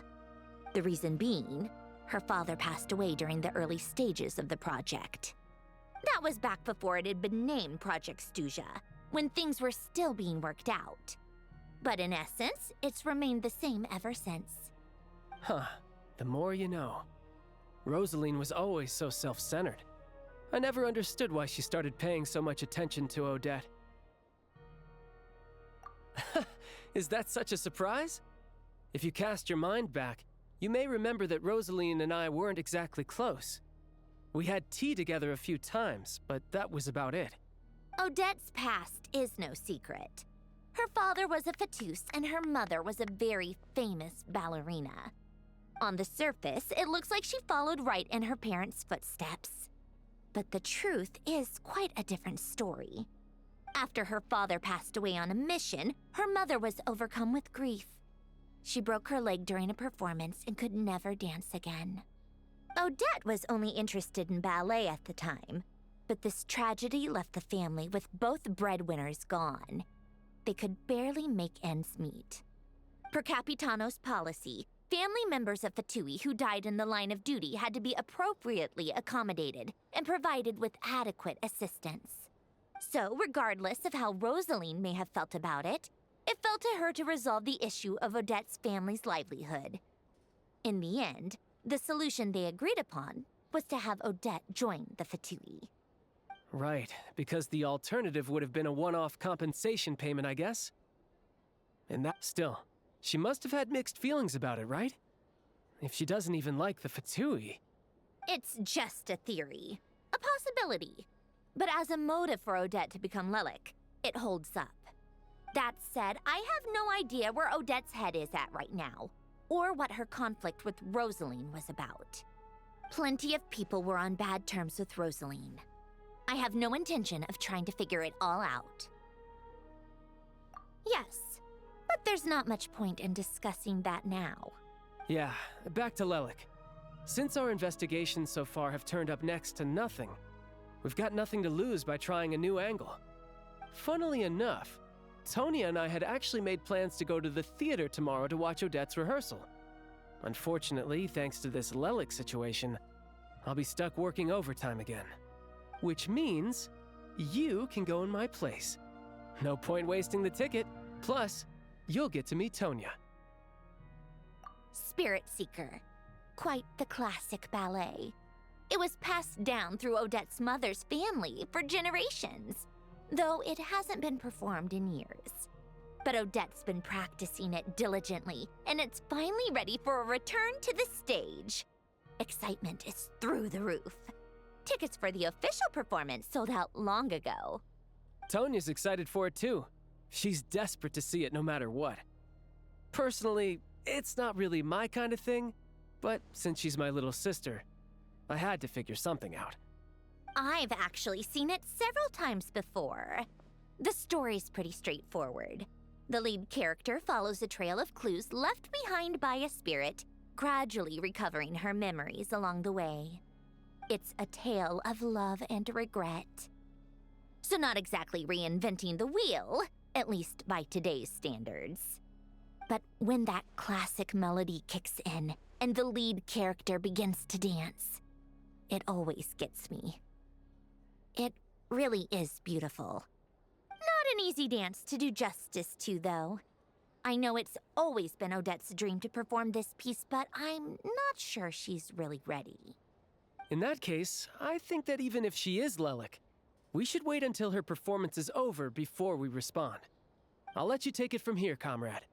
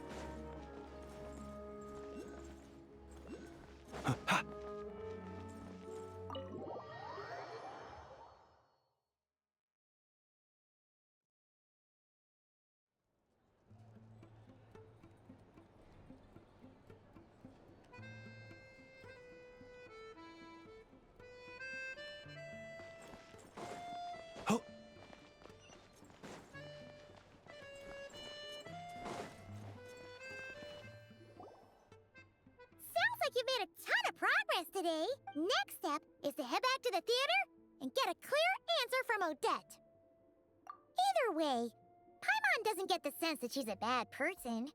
Sure, she might have done some pretty extreme things, but Paimon bet she has her reasons. Maybe this is going too far, but like, with everything she's managed to do so far, wouldn't it make more sense in theory to be even more, you know, heavy-handed? Why leave a letter when she could, well, we know there are plenty of other ways to keep people in line, right?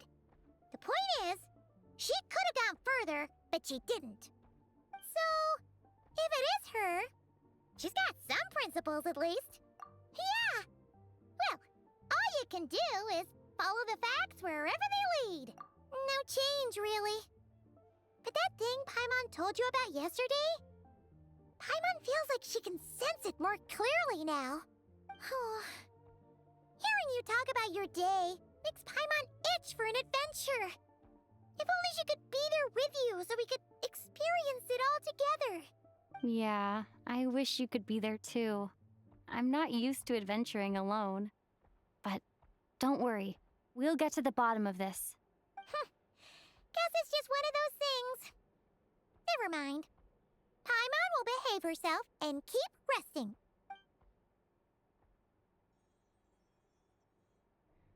If Odette is Lelek, she may well have inside information on Project Stuja. Her father was involved with the project's early implementation and tragically died in the process. Now, she's dedicated herself to bringing it to an end. It's hard to imagine she could have gotten this far without knowing anything at all about the Tsaritsa's true intentions. When she spoke to us as a member of the Fatui, how much did she let on? And how much was she hiding? Only time will tell. Maybe tomorrow everything will be answered. Hey look! It's snowing! Could be a tough day ahead. Make sure you wrap up warm tomorrow.